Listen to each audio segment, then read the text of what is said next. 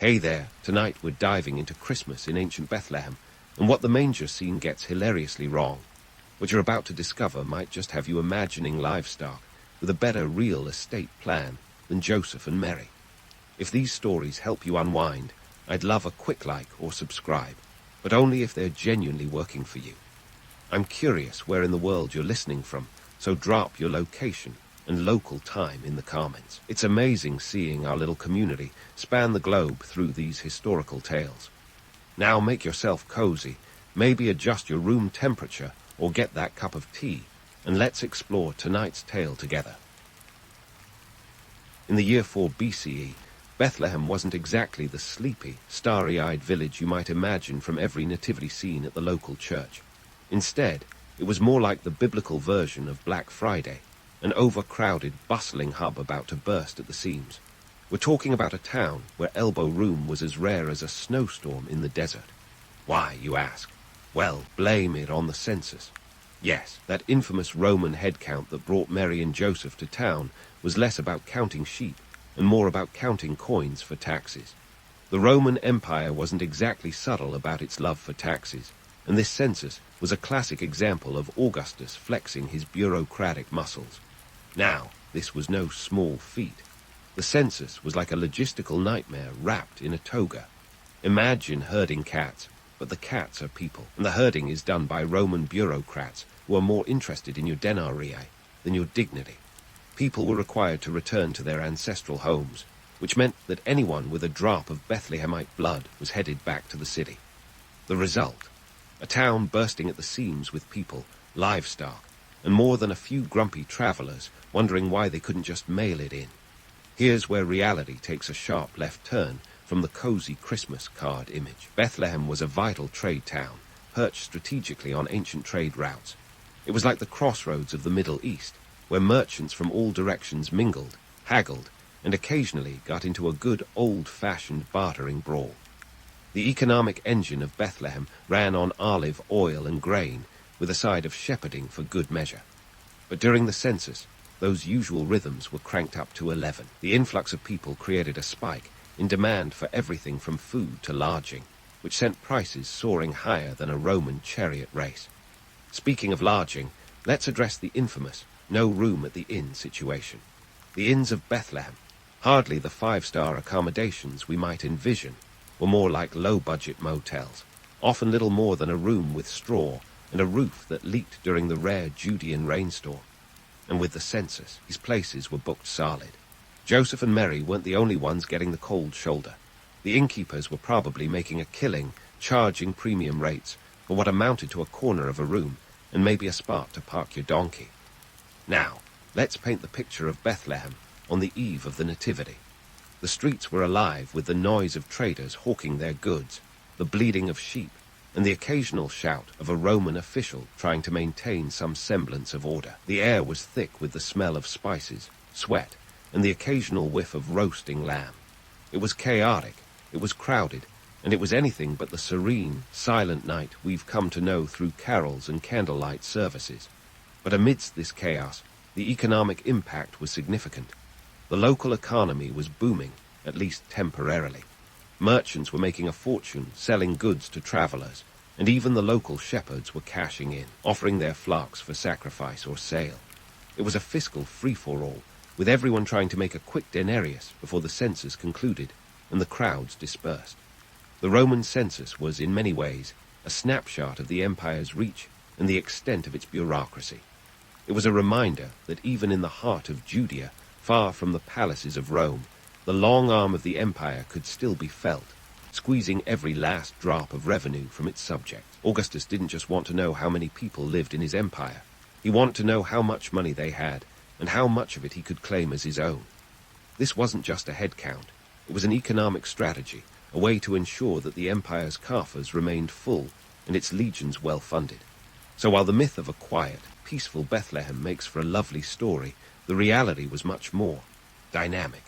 The town was a bustling, noisy, crowded mess, and the census was less about the birth of a savior and more about the birth of a tax season. But despite the chaos and the crowds, something extraordinary did happen in that little town, even if it wasn't quite the silent night we often picture. And so, against this backdrop of bustling chaos, let's peel back the layers of reality surrounding the infamous no room at the inn tale. Bethlehem wasn't exactly the Hilton of Judea, complete with room service and minty pillows. Lodging was more like a game of sardines, minus the fun. In the 1st century, the idea of an inn was a bit of a misnomer. We're not talking about a cozy bed and breakfast with a quaint sign out front. The Greek word used in the Gospel of Luke is kataluma, which more accurately translates to a guest room or a space for lodging, not necessarily a commercial inn as we understand it today. Picture this. Bethlehem's kataluma might have been a simple upper room in a private home or a makeshift space converted to house the influx of census-goers. These guest rooms were typically annexed to the main family living quarters, often accessible by an exterior staircase. And with Bethlehem chock full of descendants of the House of David, you can bet these spaces were snatched up faster than tickets to a gladiator match. So, when Mary and Joseph rolled into town, giant belly and all, and found no room at the kataluma, it wasn't a matter of stingy innkeepers turning them away. It was a logistical nightmare where every nook, cranny, and corner was filled to the brim with relatives who had beaten them to the punch. Let's be honest, the census wasn't just a reunion. It was a full-blown family invasion. Now, about that manger. The image of a barn out back with a wooden trough bathed in holy light is a bit of creative license. In reality, animals were often kept in the lower part of the house. Yep, right there with the family. You see, a typical 1st century Judean home was a 2-story affair. The lower level was the family's version of a garage, storing livestock and supplies, while the upper level housed the people. This setup wasn't just a quaint architectural quirk, it was practical. Animals provided warmth in the winter and were easier to keep an eye on when they were practically roommates. So when Mary and Joseph were shown to the stable, it wasn't the equivalent of being tossed out back with the trash. It was more like being given the downstairs guest suite, complete with a few barring, mooing, and probably not-so-fresh-smelling roommates. The manger, just a feeding trough repurposed as a cradle. Talk about a lesson in resourcefulness. And what of the hospitality rules of the era? Forget about customer service. This was about survival. 1st century Judeans operated under a strict code of hospitality. Turning away, a guest was akin to a social faux pas of epic proportions. Hosts were obligated to offer food, shelter, and protection to travelers, especially fellow Israelites. But during the census, when every home was a revolving door of kinfolk, even the most hospitable hosts were stretched thin. It was less about a lack of generosity and more about the simple math of too many bodies and not enough beds. This brings us to the broader societal framework of Bethlehem. This was a town where social structures were as rigid as Roman law. Hospitality was tinged with obligation, a cultural expectation as binding as any legal contract. And the economy, forget about a steady flow of tourists. Bethlehem's economy ebbed and flowed with the rhythms of agriculture and the occasional census-induced windfall. Now, let's consider the socio-political climate. Bethlehem wasn't just a dot on a map. It was a microcosm of Roman influence. The empire's reach extended into every corner of daily life, from taxation to property rights.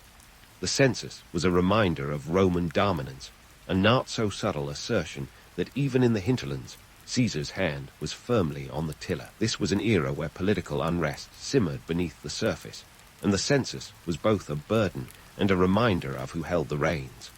In the end, the romanticized version of the nativity scene is a beautiful story, but the truth is layered with the grit of real life. The reality was a blend of family drama, economic hustle, and political pressure. It was a scene set in motion by forces beyond the control of a humble couple, trying to navigate a world where hospitality was a duty, space was at a premium, and the shadow of empire loomed large. Such was the world into which a certain famous child was born.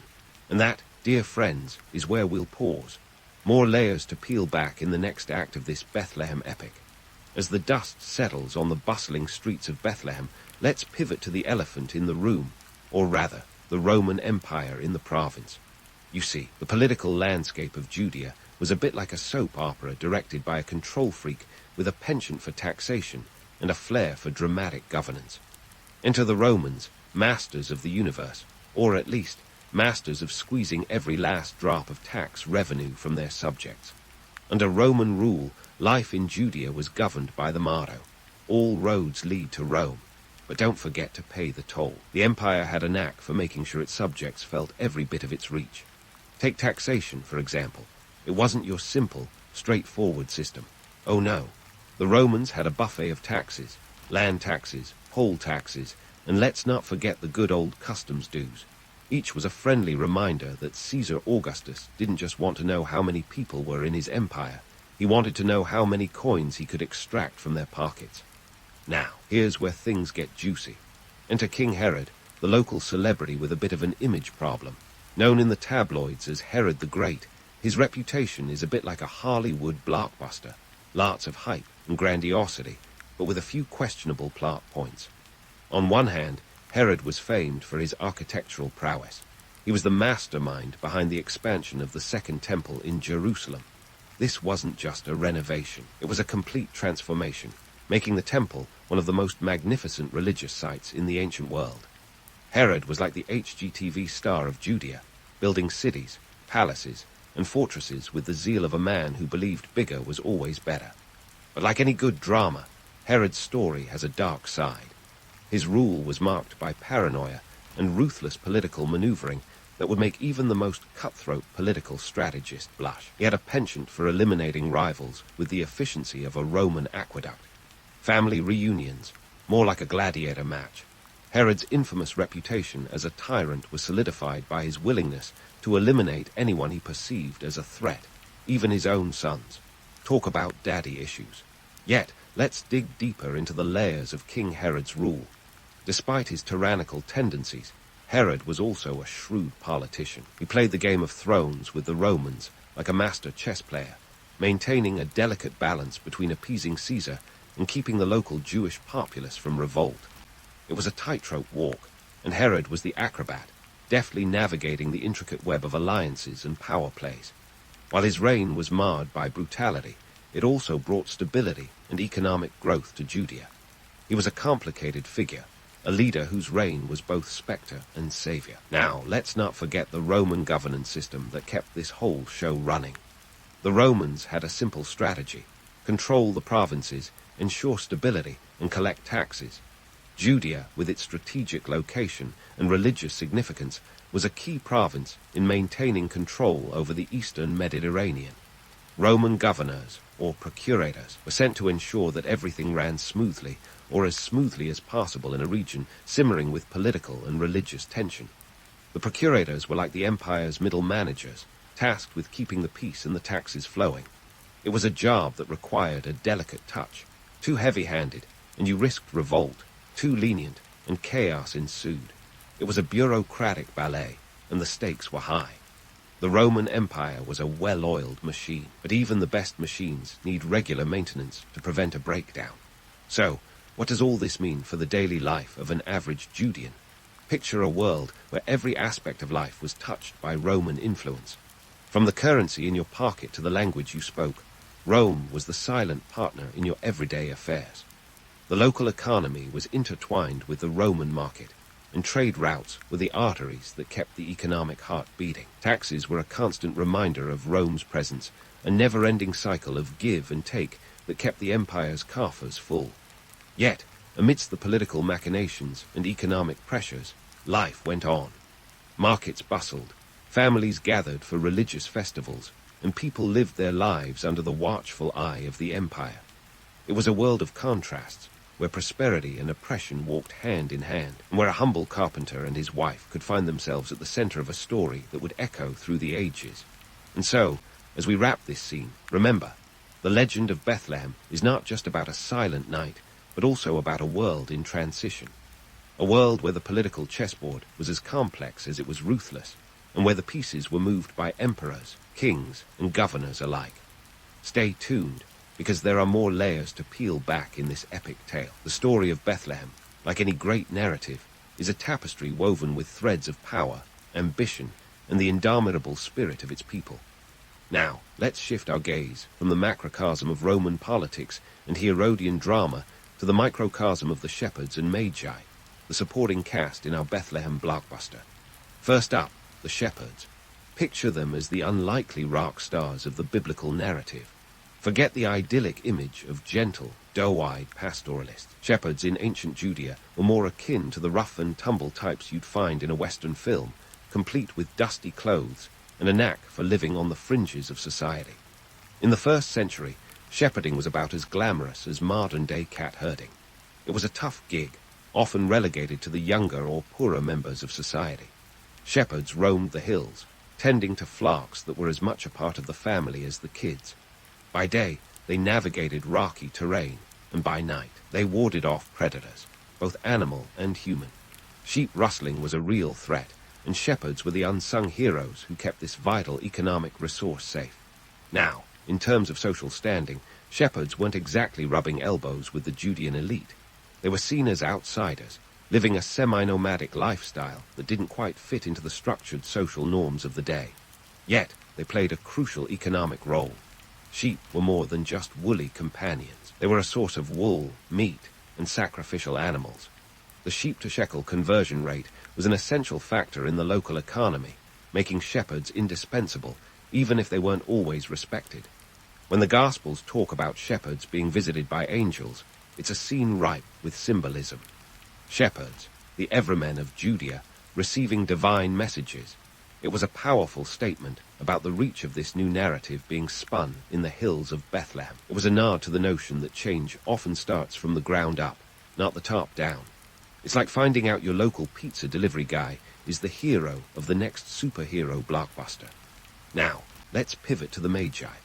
The Magi, those mysterious figures who have become the poster boys for exotic travel and gift-giving. In popular culture, they're often depicted as 3 wise men, Melchior, Caspar, and Balthazar, making their way across the desert on camels, following a star like it's the ancient version of a GPS. But who were these guys, really? Historically speaking, the Magi were likely Zoroastrian priests from Persia, modern-day Iran. They were astrologers, scholars, and possibly even the economic advisors of their day, which makes them sound more like the attendees of an ancient TED talk than the fairy tale figures of nativity plays. Their journey was no small feat. We're talking about a trek of over 1,000 miles, crossing deserts and mountain ranges. This wasn't a weekend getaway. It was a months-long expedition that required serious planning and resources. The gifts they brought, gold, frankincense, and myrrh, weren't just lavish tokens of goodwill. Each had a significance that went beyond their monetary value. Gold, the bling of the ancient world, was a universal symbol of wealth and power. It was the Bitcoin of the time, a currency that spoke of kingship and glory. Frankincense, a resin used in religious rituals, symbolized divinity. It was the ancient equivalent of lighting a scented candle to set the mood, but with a spiritual twist. Myrrh, another resin, had multiple uses, from perfume to embalming fluid. It was the Swiss Army knife of gifts, practical and symbolic of mortality and suffering. These gifts were like the ultimate investment portfolio, diversified and strategically chosen. They weren't just random presents picked up at a duty-free shop. They spoke to the socio-economic context of the time and the recognition of the child's potential significance. In a way, they were placing bets on the future, hedging against both spiritual and material gains. From an economic standpoint, the arrival of the Magi in Bethlehem would have been a spectacle. Imagine the buzz in town, foreign dignitaries rolling in with a caravan laden with treasures. It was like a diplomatic mission with a side of spiritual significance. Their visit would have been a boon for local merchants, eager to supply the needs of such important guests. The exchange of goods and ideas would have been as vibrant as the colors of their robes. In sum, the shepherds and Magi weren't just footnotes in a religious text. They were key players in a socio-economic drama that was unfolding in a small Judean town under Roman rule.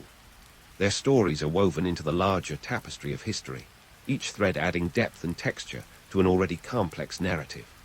The shepherds, with their earthy realism, and the Magi, with their worldly wisdom, remind us that history is not just written by kings and emperors, but also by those who watch the stars and tend the flocks. As we ponder these figures, let's not forget the broader implications. The shepherds and Magi symbolize the convergence of different worlds, rural and urban, local and foreign, practical and mystical. Their roles challenge us to consider the diversity of influences that shape the world into which a certain child was born. And as we close this chapter, remember, the legend of Bethlehem is a story told in layers, each revealing new insights into the realities of human life and the mysteries that lie just beyond our understanding. Stay tuned, because there are more revelations to come as we continue to unravel this ancient tale. The Nativity story, a tale as old as time, or at least as old as our penchant for storytelling. Over the centuries, this narrative has been polished to a gleam, like a well-loved heirloom passed down through generations. But what happens when we take a closer look at this shiny object? We find that beneath the layers of romanticized varnish lies a grittier, more complex reality that tells us a lot about the human condition and the power of myth. First, let's talk about how this story has been reshaped, repurposed, and sometimes outright reimagined. Picture medieval Europe, where the nativity scene starts to take shape not just as a religious tableau, but as a cultural touchstone. It's the Middle Ages, and the Church, with its monopoly on storytelling, crafts a narrative that serves both spiritual and social purposes. The Nativity becomes less about historical accuracy and more about conveying Christian virtues, humility, sacrifice, and divine mystery.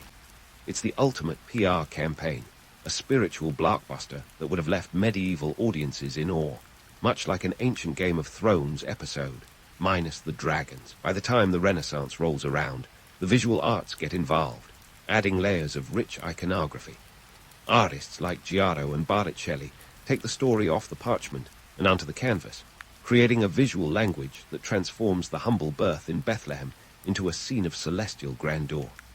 These are not just paintings, they're visual sermons, each brushstroke a deliberate act of storytelling aimed at turning the nativity into a scene of divine wonder. The manger morphs into a palace, the shepherds into noble witnesses, and those magi.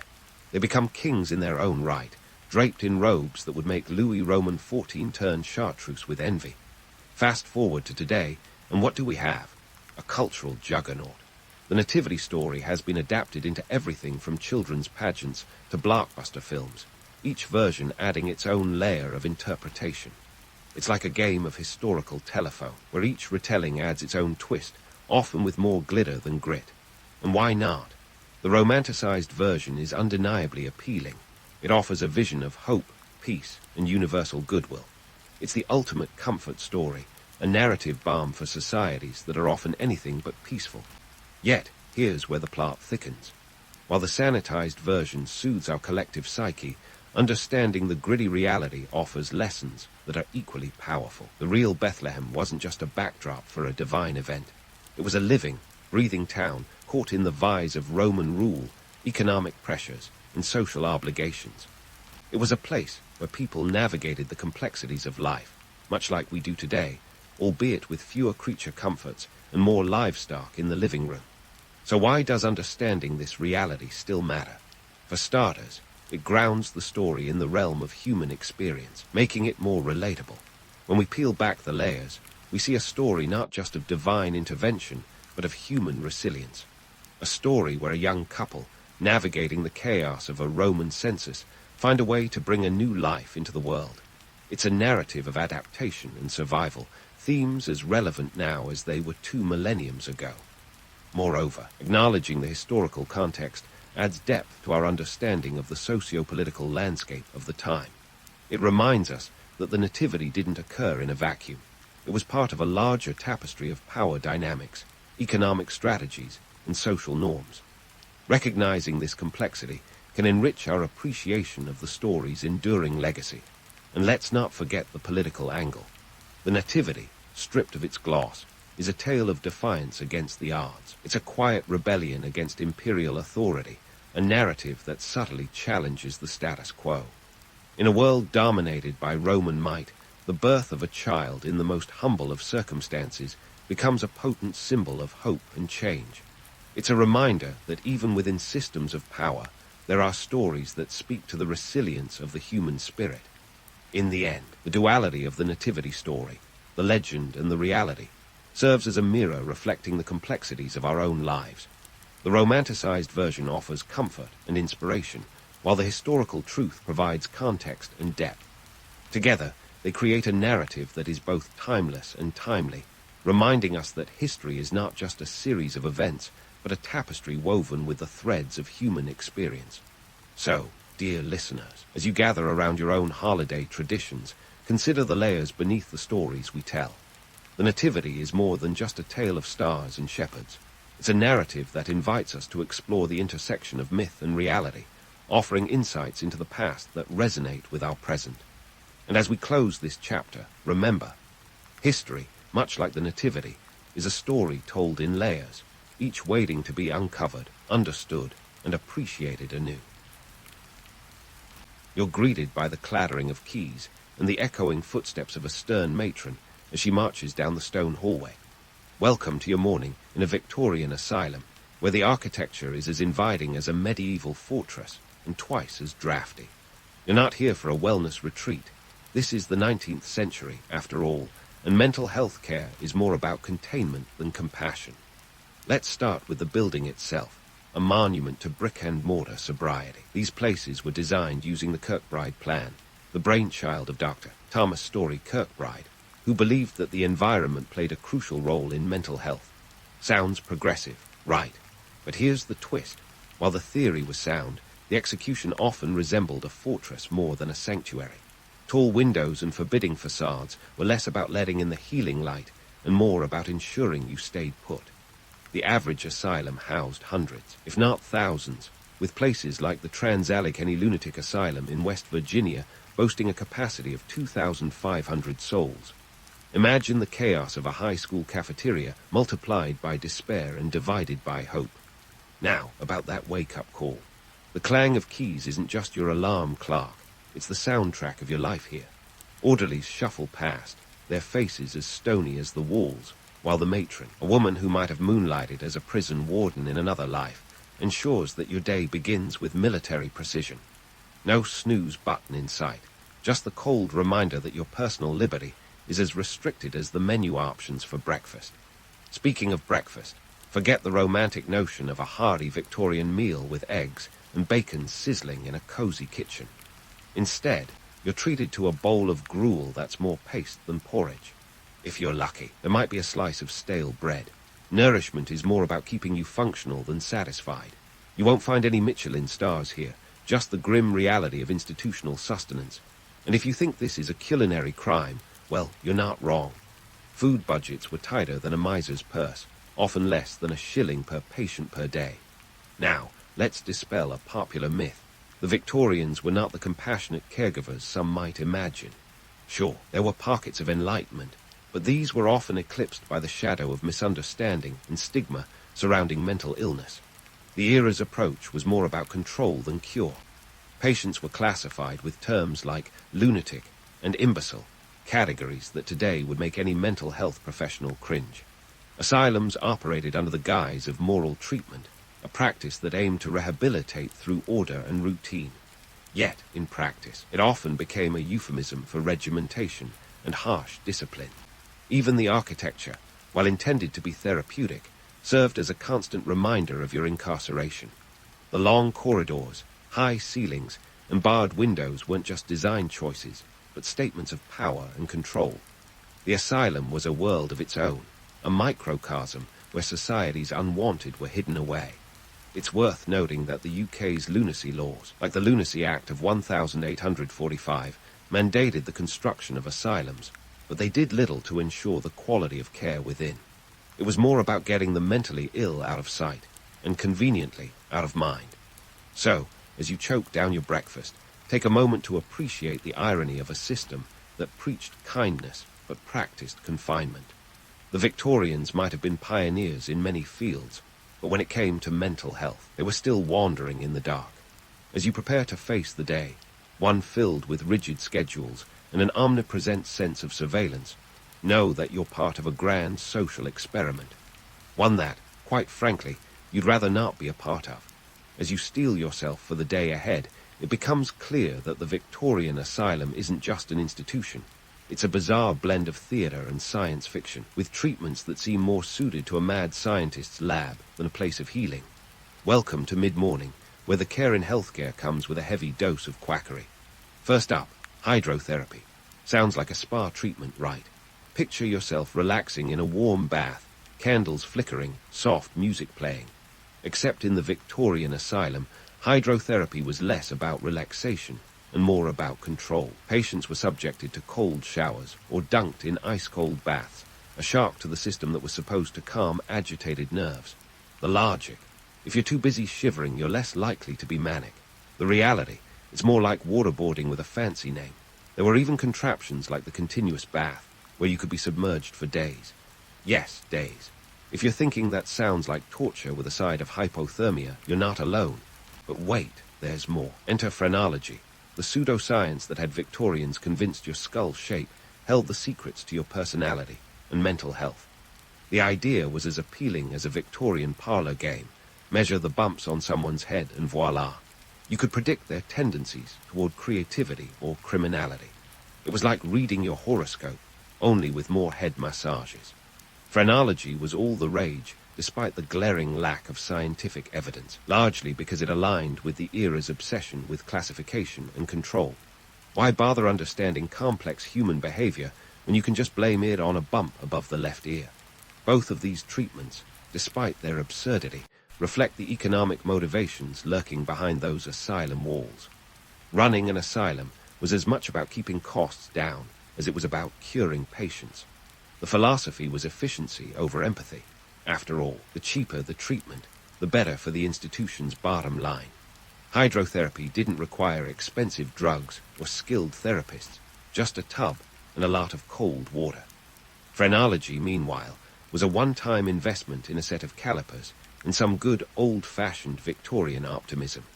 Let's not forget the role of the Lunacy Act of 1845, which mandated that all poor law unions provide asylum accommodation. This legal framework meant that asylums were not just places of care, but overcrowded warehouses for society's unwanted. The pressure to house more patients with fewer resources meant that economic considerations often trumped humane treatment. Patients were numbers on a ledger, not individuals in need of care, and the so-called treatments were tailored to this grim reality. And here's a juicy tidbit. While these asylums were ostensibly about treatment, they were also about public spectacle. Victorians loved a good story, and tales of the bizarre goings-on in asylums filled papers and parlors alike. The idea of the mad genius, the tortured soul, captivated the public imagination, even as the reality was far less glamorous. In truth, many patients were simply suffering from conditions we'd recognize today as depression or anxiety, hardly the stuff of Gothic horror. So, as you endure yet another round of hydrotherapy or find yourself under the probing fingers of a phrenologist, remember that you're part of a grand charade. The Victorians might have billed these treatments as cutting edge, but they're more about maintaining the facade of progress than actual healing. It's a twisted game of smoke and mirrors, where the illusion of care takes precedence over genuine understanding. As you brace for yet another plunge into icy waters or another session of cranial examination, keep in mind that this isn't just a day in the life. It's a reflection of an era grappling with its own ignorance, one bizarre treatment at a time. Lunchtime in a Victorian asylum is less of a dining experience and more of a culinary endurance test. If breakfast was a prelude to disappointment, lunch is the main event. As the clock strikes midday, you're not exactly salivating at the prospect of what's to come. Victorian asylums kept their kitchens as lean as the patients they served, so expect your midday meal to be a study in bland efficiency. The menu, often a watery stew, or perhaps a pie that's more crust than filling. It's food that whispers survival rather than shouts delicious.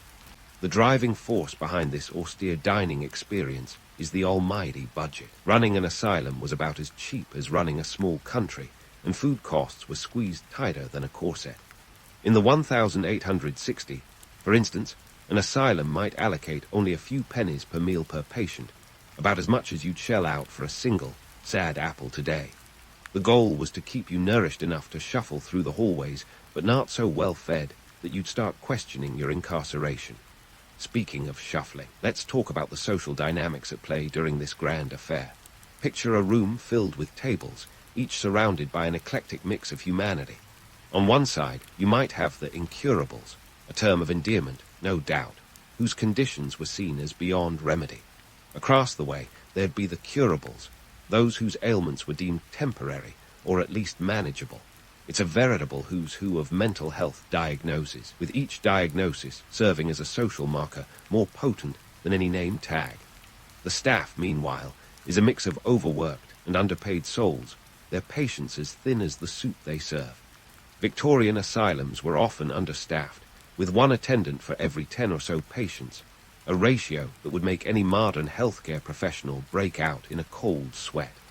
These attendants were the unsung heroes, tasked with maintaining order in a world that seemed designed to resist it. Their roles ranged from nurse to enforcer, and their authority was a double-edged sword.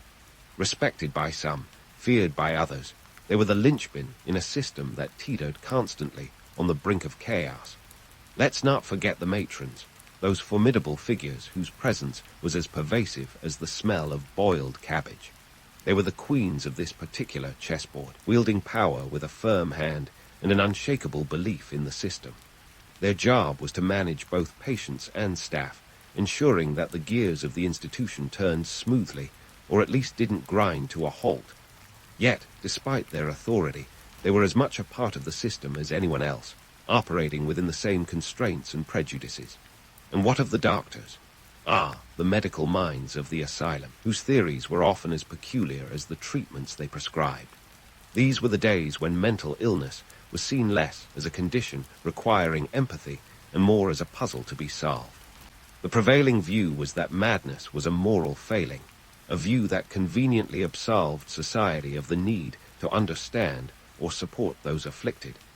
As you might expect, this led to a certain detachment, a clinical approach that treated patients as subjects of study rather than individuals in need of care. This brings us to the societal views that permeated these walls like a stubborn odor. In Victorian times, mental illness was shrouded in stigma, a dark cloud that hung over both patients and their families. Admitting a relative to an asylum was often seen as a last resort, a necessary act to preserve family honor. Once inside, patients were often stripped of their social identities, reduced to mere numbers in a system that prized order over humanity. Primary sources from the era paint a vivid picture of this dynamic. Diaries and letters from patients reveal a world of isolation and misunderstanding, while official records highlight the bureaucratic indifference that characterized much of the care. One particularly poignant account comes from a patient known only as Patient X, who described the experience as a living death, where the soul is imprisoned behind bars of ignorance and fear. It's easy to romanticize the past, to imagine the Victorians as benevolent figures navigating the unknown, but the reality was far less poetic. The social dynamics of the asylum were a microcosm of the broader societal attitudes toward mental illness, an attitude that saw those afflicted as outsiders, as others. This perception was reinforced by the very structure of the asylum, a place designed not for healing, but for hiding away. So, as you sit in that dining hall, spoon poised over a bowl of unidentifiable stew, take a moment to ponder the irony.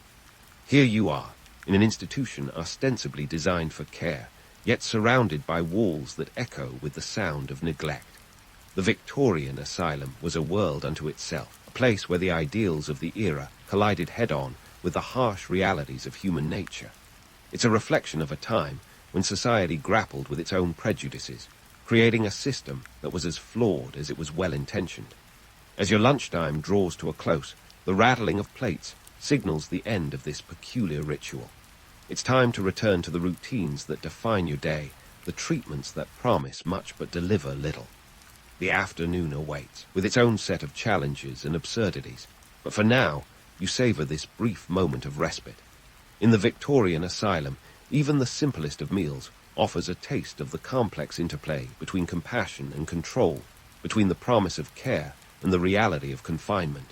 As the echoes of clattering plates fade away, you brace yourself for the afternoon's offering of recreational activities. Now, you might think of recreation as a leisurely stroll in the park or a spirited game of croquet, but in a Victorian asylum, the concept takes on a whole new meaning. Here, recreation was less about fun and more about reforming your idle ways through laborious chores and the occasional cultural diversion. First up in this bizarre itinerary is occupational therapy, a term that suggests a therapeutic afternoon crafting bespoke birdhouses or perhaps knitting scarves for the less fortunate.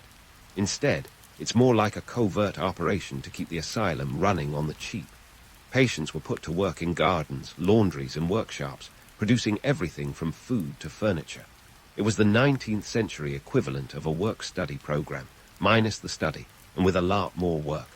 The logic: keep the patients busy, because an idle mind is the devil's playground, or at least that's what the Victorians believed. But let's not completely dismiss this approach. There was a method to the madness. The idea was that productive labor would instill discipline, improve mental health, and reduce the overall cost of running these human warehouses. After all, why pay for external labor when you've got a captive workforce on hand?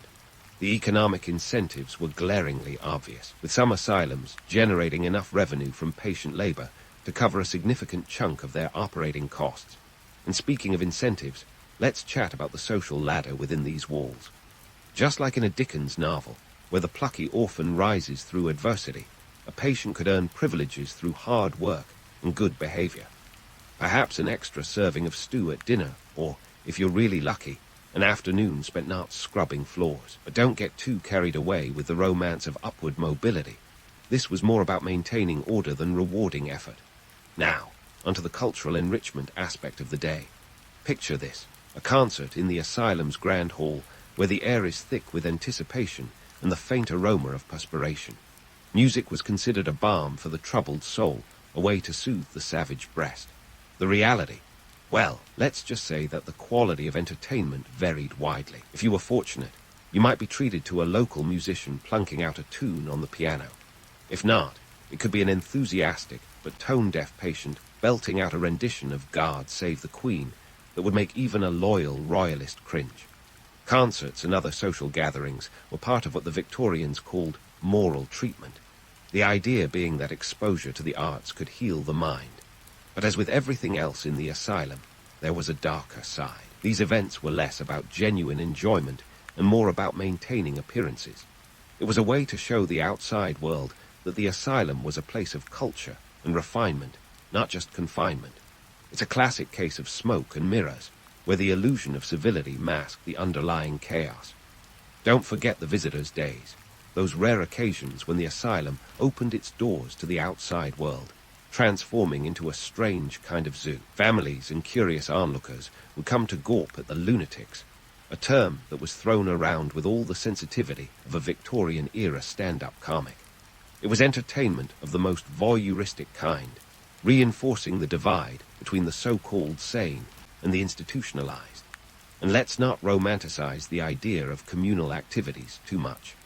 While they were touted as a way to foster social skills and camaraderie, they often ended up highlighting the deep divides and tensions within the patient population. The curables and incurables might share the same hall, but they lived in very different worlds, separated by diagnosis and the unyielding hierarchy of the asylum. What about the myth of the benevolent doctor, the kindly figure who oversaw these activities with a paternalistic smile? In reality, many were more concerned with maintaining order than with any individual's well-being. They were administrators first, healers second, often juggling the demands of the institution with the needs of the patients. And those needs, more often than not, took a backseat to the logistical nightmare of running an overcrowded asylum. Economic and social pressures played a significant role in shaping these so-called recreational activities. Asylums were under constant scrutiny to prove their efficacy and justify their existence. By keeping patients occupied and occasionally entertained, they created the facade of a thriving community. But scratch the surface, and you'd find a system driven by necessity rather than compassion, where the line between rehabilitation and exploitation blurred with alarming ease. So, as you labor in the garden or sit through a cacophonous concert, remember that Victorian recreation was less about joy and more about control. It was a tool wielded by an era caught between enlightenment and ignorance, where the ideals of moral treatment clashed with the harsh realities of institutional life. You're not just a participant in this odd social experiment. You're a testament to the paradoxes of a time that struggled to understand the human mind, often at the expense of those it sought to help. As the afternoon wanes, you're left with a mix of exhaustion and bewilderment. The Victorian Asylum is a place where the line between rehabilitation and routine is as thin as the gruel you choke down at breakfast. It's a world where the appearance of progress often overshadowed the need for genuine understanding.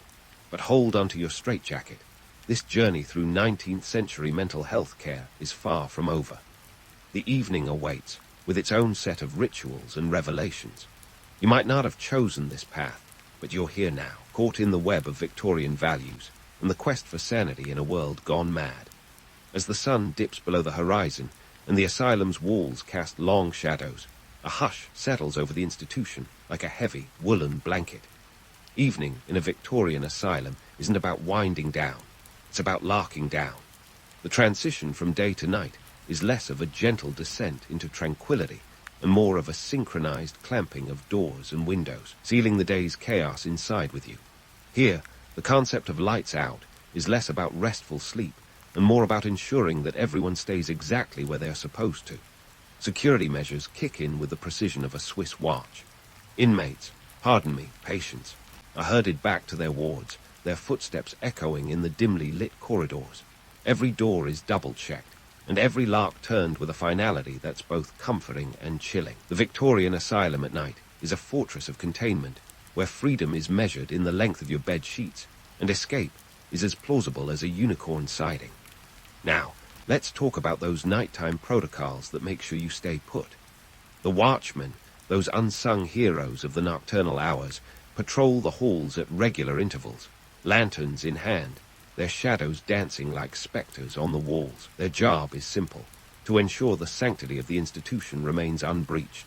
Think of them as the night shift in a high-stakes game of hide and seek, except you're not hiding, and they're not really seeking. They're there to prevent any mischief or madness that might ensue when the moon is high.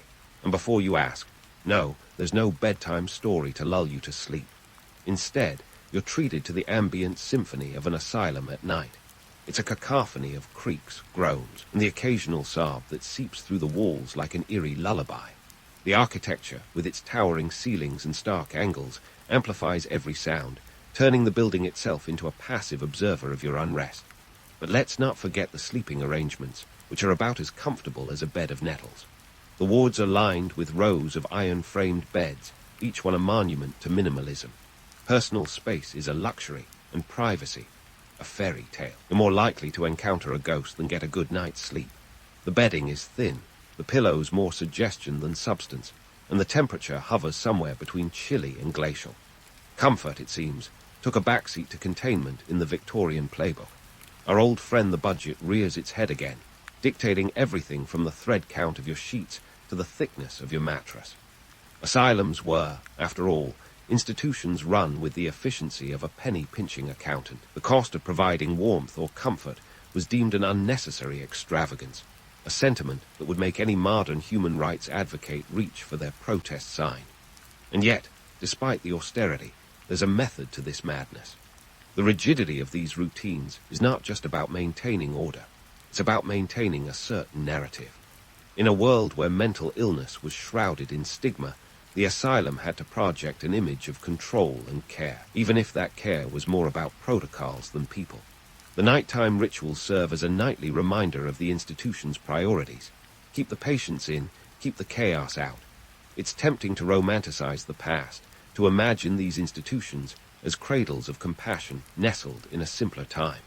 But the reality is as cold and hard as those iron bed frames.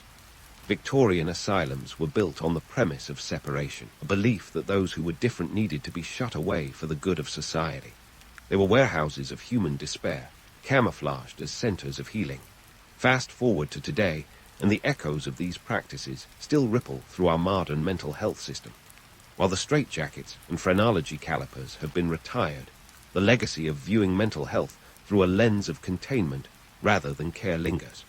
The conversation around mental health has evolved, but the specter of those Victorian values, order over empathy, budget over benevolence, still haunts the halls of our institutions. As you lay on that uncomfortable bed, staring at the ceiling, it's worth pondering how far we've come and how far we still have to go. The Victorian asylum was a product of its time, a reflection of a society grappling with the unknown. The romanticized tales of benevolent doctors and miraculous cures are just that, tales. The truth, as stark and unyielding as the walls around you, is that the journey toward understanding mental health is ongoing. So, as you drift into an uneasy sleep, remember that history, with all its flaws and failures, has lessons to offer. The Victorian Asylum was not just a place, but a mindset, a belief that those who didn't fit the mold needed to be hidden away. And while the world has changed, the need for compassion, understanding, and true care remains as pressing as ever. We can learn from the past, but only if we're willing to look beyond the myths and face the reality of what was and what still could be. In the end, Victorian asylums were less about healing the mind and more about hiding it. They were fortresses of misunderstanding, built on a foundation of fear and ignorance. But they also serve as a reminder of the progress we've made, the conversations we need to continue having, and the importance of viewing mental health as a journey toward understanding, not a destination of containment. As you close your eyes, know that this chapter of history, with all its complexities and contradictions, is but a stepping stone toward a future where empathy and enlightenment might one day triumph over ignorance and isolation. So, you think you've got what it takes to be a medieval tax collector, huh? Well, buckle up, because this isn't your average 9-to-5 gig. You see, back in medieval Europe, tax collecting was less about spreadsheets and more about riding through muddy villages with the constant risk of being pelted by rotten vegetables. And that's if you're lucky. First things first, let's talk about how you landed this illustrious, yet widely despised position. Spoiler alert, it wasn't through LinkedIn or a rigorous HR process. No, the career path to becoming a medieval tax collector was a bit more, let's say, informal. If you were a noble's buddy or managed to impress the right lord, congratulations. You might find yourself with a tax collecting gig. This wasn't just a job. It was an opportunity to become one of the most loathed figures in your local community. But hey, it came with perks like a roof over your head and protection from the castle guards. Most days, anyway. Now, why were taxes such a big deal in medieval times? Well, aside from the usual reasons of funding wars and maintaining castles, taxes were the medieval king's piggy bank for all sorts of extravagant hobbies. Think of it as a Kickstarter for royal pet projects, like building another stone monstrosity, or financing a crusade that was basically the medieval equivalent of an ill-fated startup. Those taxes paid for everything from jousting tournaments to the king's latest obsession with collecting exotic animals. Who could forget King John of England's elephant gift in 1255? Spoiler alert, it didn't thrive in the English climate. But here's the kicker. Most medieval tax collectors, including you, were not exactly the Harvard MBAs of their day. Training. If you could read, you were already overqualified. Literacy rates were abysmally low, with only about 5% of the population even able to read or write. So if you were scratching your head at the tax records, you weren't alone. The good news, most of the villagers couldn't read either, so they had no idea what they actually owed, and you could bluff your way through with a stern glare and some creative math. And let's not forget the societal context. Taxes in medieval Europe were as varied as the colorful characters who ruled over the lands. You had your typical property taxes, which were based on the unreliable art of guesstimating the value of a peasant's thatched roof hut. Then there were the more creative taxes, like the beard tax in Russia or the hearth tax in England. In 1662, the English government decided that if you had a hearth, you could cough up some coin. Imagine explaining that one to a shivering peasant family gathered around their only source of warmth. So here you are, a newly minted tax collector, armed with a list of names, an ink pot, and probably a horse that's seen better days. You're about to set off on a grand tour of mud-splattered villages and suspiciously silent townsfolk. Your job is to collect taxes, or at least enough of them to keep the king happy and your head attached to your shoulders. It's a delicate dance of diplomacy, intimidation, and occasionally running for your life when the villagers decide they've had enough of your services. As you can see, being a medieval tax collector was no walk in the park. It was a role filled with tension, uncertainty, and the constant threat of public disdain. But hey, at least you weren't on the other end of the stick. Right, the peasants had their own set of woes. struggling to make ends meet under the weight of taxes they barely understood. Meanwhile, you got to enjoy the dubious honor of walking the fine line between serving the king and not getting tarred and feathered by the very people whose coins you were collecting. In a way, you were the unsung hero of the medieval economic system, until the villagers caught up with you, that is. So, as you saddle up and prepare for another day of tax collecting, remember, it's not about the destination, it's about the questionable career choices you made along the way. So, as you saddle up and prepare for another day of tax collecting, remember, it's not about the destination, it's about the questionable career choices you made along the way. Now, let's dig into the glamorous toolkit of the medieval tax collector, starting with the medieval equivalent of an Excel spreadsheet, the abacus. Forget about calculators or nifty apps on your phone. This was all about sliding beads back and forth on a frame to crunch numbers. It might sound quaint today, but back then, it was the height of tech sophistication. Just imagine standing in a dimly lit hut, surrounded by suspicious villagers, as you confidently slide those beads, hoping your calculations add up to something that won't get you chased out of town. And then there are the ledgers. Oh, those fearsome ledgers. Bound in leather, heavy enough to double as a weapon if things got dicey, they were the tax collector's Bible. You had to meticulously record every payment, every excuse, and every creative dodge the villagers threw your way. These books were sacred, mainly because if you lost one, or worse, damaged it, you could kiss your job, and possibly your life, goodbye. It was like carrying around a liability with pages. But let's leave behind the tools of the trade and talk logistics, because getting from one village to the next wasn't exactly a Sunday drive. The roads were less roads and more muddy tracks, often indistinguishable from the surrounding fields during a good rain, which was often. You knew you were in for a rough day when your horse gave you that long-suffering look as you prepared to set off. It was a test of endurance, not just for you, but for your horse, which was probably as fed up as you were with slogging through knee-deep muck. Now, assuming you made it to the village without losing a shoe or your temper, you had to deal with the villagers' creative excuses for dodging taxes. Let's be real. Nobody likes paying taxes, then or now, and medieval peasants were no exception. You'd hear it all from tragic tales of livestock spontaneously combusting to the classic, "I swear, a dragon flew off with my last chicken." And who could forget the ever-popular, "I'm just holding it for a friend" line, which surprisingly never seemed to convince anyone, not even the villagers themselves. But here's where it gets even more interesting. What counted as a tax payment? Cash, in the form of coins, was often in short supply, so tax collectors had to get creative. Chickens were a common form of payment, but if you were lucky, you might get a pig or two. Grain was also a staple, though hauling sacks of the stuff back to the Lord's manor was no small feat, given the state of those roads. And let's not forget those bizarre tax payments that you'd never expect, like a bushel of turnips, or a bushel of something vaguely resembling turnips, but possibly cursed by the village witch. It was less about what you got, and more about what you could convince your lord was worth something. It was a barter economy on steroids, with you at the center trying to make sense of it all.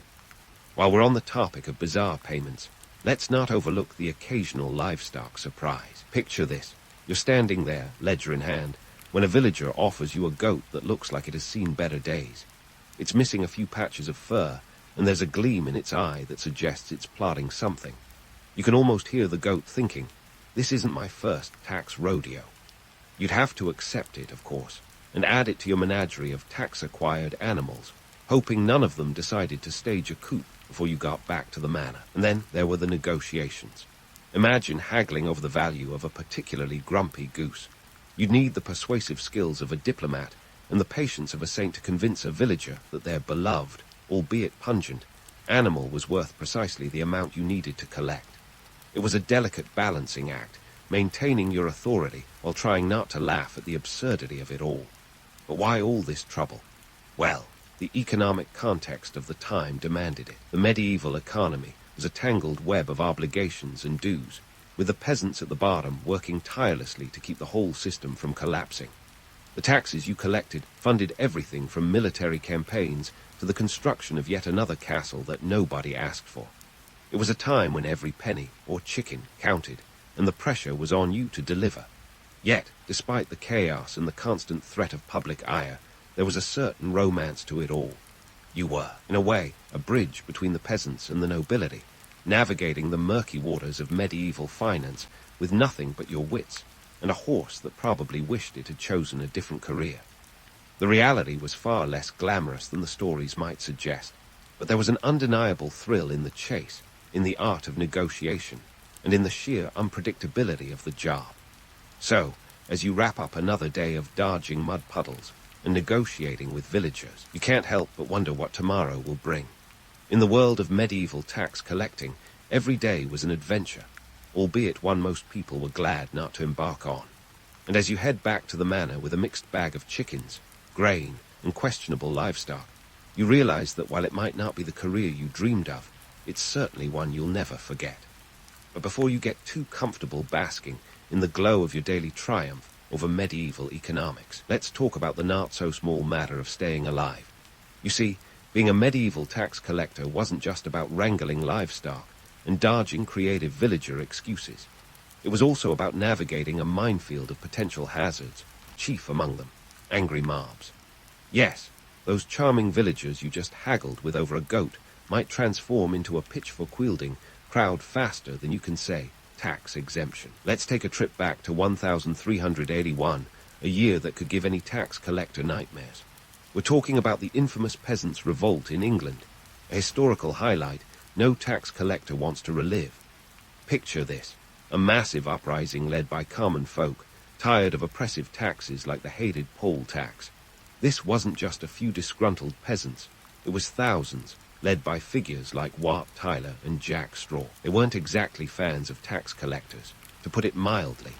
In fact, a few unfortunate collectors found themselves on the wrong end of a blade, a stark reminder that this job came with life-threatening risks. The revolt, fueled by a combination of oppressive taxes and social unrest, proved that the power tax collectors supposedly wielded was more myth than reality. Sure, you had the authority of the crown behind you, but that didn't guarantee your safety. In fact, it made you a target. The peasants didn't see you as a benevolent bridge between their hardships and the royal coffers. No, they saw you as the embodiment of their struggles, the face of their oppression. And it wasn't just England. Across Europe, tax collectors faced similar dangers. In France, during the Jacquerie uprising of 1358, collectors were often the first to feel the wrath of the angry populace. Even the mere presence of a tax collector could spark a riot, making every village visit a gamble with your life as the ante. But if you thought the threat of mobs was your only worry, think again. There was also the ever-present risk of getting swindled by the very people you were supposed to outsmart. Peasants, contrary to popular belief, were incredibly resourceful when it came to dodging taxes. After all, necessity is the mother of invention. And when it came to their hard-earned crops and livestock, they had every incentive to be inventive. Imagine being duped by a peasant who claimed his entire crop had been eaten by locusts, only for you to discover that his granary was conveniently full. Or the classic Bedtime switch with livestock, where the taxable animals mysteriously transformed into their younger, less valuable counterparts overnight. It was a cat-and-mouse game of deception, and you were often the mouse. The truth is, you had to be as cunning as the villagers in this medieval chess match, all while knowing they had home field advantage. Now, let's bust another myth, the idea that tax collectors were rolling in wealth. The reality, most were barely scraping by. Sure, you might get a cut of what you collected, but considering the creative accounting and outright evasion, your earnings were as unpredictable as the weather. And given that your salary often depended on the goodwill of the noble who appointed you, financial security was a distant dream. It was a precarious existence, balancing the demands of the crown with the resentment of the populace, all while trying to keep your purse and your head intact. The supposed power and influence of tax collectors were often more smoke and mirrors than substance. You were a cog in a much larger machine, beholden to the whims of the nobility and at the mercy of the villagers' ingenuity. The harsh reality was that you were just as much a victim of the system as the peasants you taxed. You may have had the king's seal of approval, but in the village square, it was about as useful as a paper shield. And let's not forget the physical toll of the job. Traversing those muddy paths wasn't just a test of endurance, it was a battle against the elements. Rain, snow or shine. You had to make your rounds, each journey a test of your resolve and your horse's patience. You quickly learned to pack extra shoes and a spare cloak, knowing full well that by the end of the day you'd be caked in mud and exhaustion. It was a far cry from the romanticized image of a tax collector living in luxury and power. Every day on the job was a reminder that the myths of tax collectors as tyrants were just that, myths.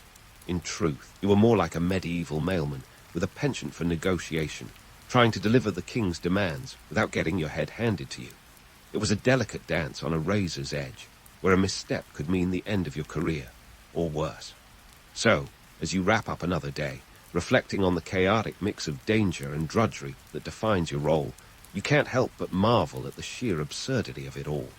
The life of a medieval tax collector was far from glamorous, but it was undeniably memorable. And as you bed down for the night, listening to the distant sounds of the village settling into slumber, you know that tomorrow will bring more of the same, more negotiations, more strategies, and perhaps a little more of that grudging respect for the peasants who keep you on your toes. Tomorrow, as you rise from your hay-stuffed bed, you'll be reminded once again that medieval tax collecting is the ultimate gig for the truly adventurous or the hopelessly desperate. Beyond the daily grind of balancing ledgers and livestock, there's a bigger picture at play, one where taxes are the glue holding the medieval world together, albeit a glue that occasionally feels more like duct tape on a sinking ship. Let's dive into the economic engine room of medieval society, where taxes weren't just a royal indulgence, but a vital mechanism for funding the gritty necessities of life. Take wars, for instance. Those epic battles weren't just about knights in shining armor clashing swords in cinematic glory. They were logistical nightmares powered by the coin. Picture King Edward Roman III of England during the 100 Years' War, who managed to rack up a debt equivalent to about $10 million in today's money. That's a lot of chickens and turnips, folks. Taxes paid for everything from the armor and weapons to the salaries of mercenaries, who were conveniently less picky about which crown they served, so long as the coin was good. And then there was infrastructure. Forget sleek highways and suspension bridges. Medieval infrastructure was all about maintaining those charmingly rickety wooden bridges and patchy roads you grudgingly navigated every day. Taxes helped fund the occasional road repair or the construction of new bridges, albeit ones that might not withstand the first flood of the season. Still, without these efforts, villages would remain isolated pockets of civilization, and you'd be wading through even deeper mud. Now, let's talk about the political dynamics at play, because taxes were as much about power as they were about money. Tax collectors were caught in a tug-of-war between the nobility and the crown, each with their own agendas and schemes. Nobles often viewed taxes as a necessary evil, a means to fund their own regional defenses or pet projects, while kings saw them as a way to centralize power, reminding the nobility of who really called the shots. But here's the kicker. Taxes often deepened societal inequities, turning the screws on peasants who already had too little to give. The tax burden was rarely equal, with peasants shouldering a disproportionate share of the load. A noble might cough up a tidy sum, but for a peasant, even a paltry tax could mean the difference between survival and starvation. Picture a peasant family in 14th century France struggling to pay the tail, a land tax that was as predictable as the weather, often bad, sometimes worse. And let's not forget the poll tax, that infamous levy which contributed to the peasants' revolt in 1381. Designed to be the great equalizer, the poll tax demanded the same amount from everyone regardless of their wealth. The idea was simple. Everyone pays the same. The reality, a disaster for those earning barely enough to scrape by. It's no wonder peasants took up arms when faced with a tax collector demanding the same toll from a pauper as from a prosperous merchant. But taxes didn't just fuel discontent. They also shaped governance in surprising ways. As rulers realized they couldn't just squeeze the populace indefinitely without risking rebellion, they began to seek more stable and predictable tax systems.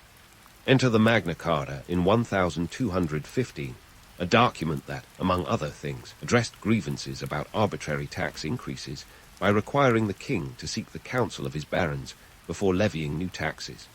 This was a baby step toward a more representative form of governance, albeit one that still didn't include the peasants. who remained firmly on the outside looking in.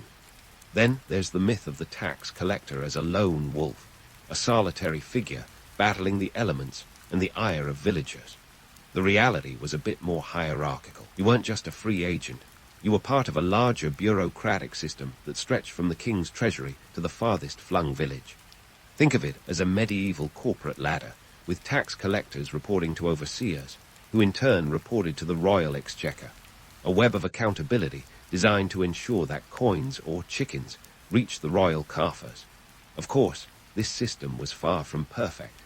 Corruption was as common as mud on your boots, with some collectors skimming off the top or fudging the numbers to line their own pockets. It was a game of smoke and mirrors, where the cleverest, and often the most unscrupulous, could thrive. The phrase creative accounting might have been coined centuries later, but its spirit was alive and well in medieval Europe. So, as you prepare for another day of tax collecting, remember that you're not just a cog in the medieval machine. You're a pivotal player in a complex economic ballet. Each coin you collect, each bushel of grain you cart away, contributes to a grand tapestry of power, politics, and survival. You're part of a system that, for all its flaws, laid the groundwork for modern governance and taxation. And while the romantic notion of tax collectors as villains persists, the truth is far more nuanced, a testament to the messy, human side of history. As you saddle up your weary horse, consider the echoes of your work that resonate through the ages. The taxes you collect today might be building the foundations of a new castle or funding an army that will change the course of history. It's a sobering thought, and a reminder that even in the mud and chaos, there's a strange sort of beauty in the order you help impose on medieval society.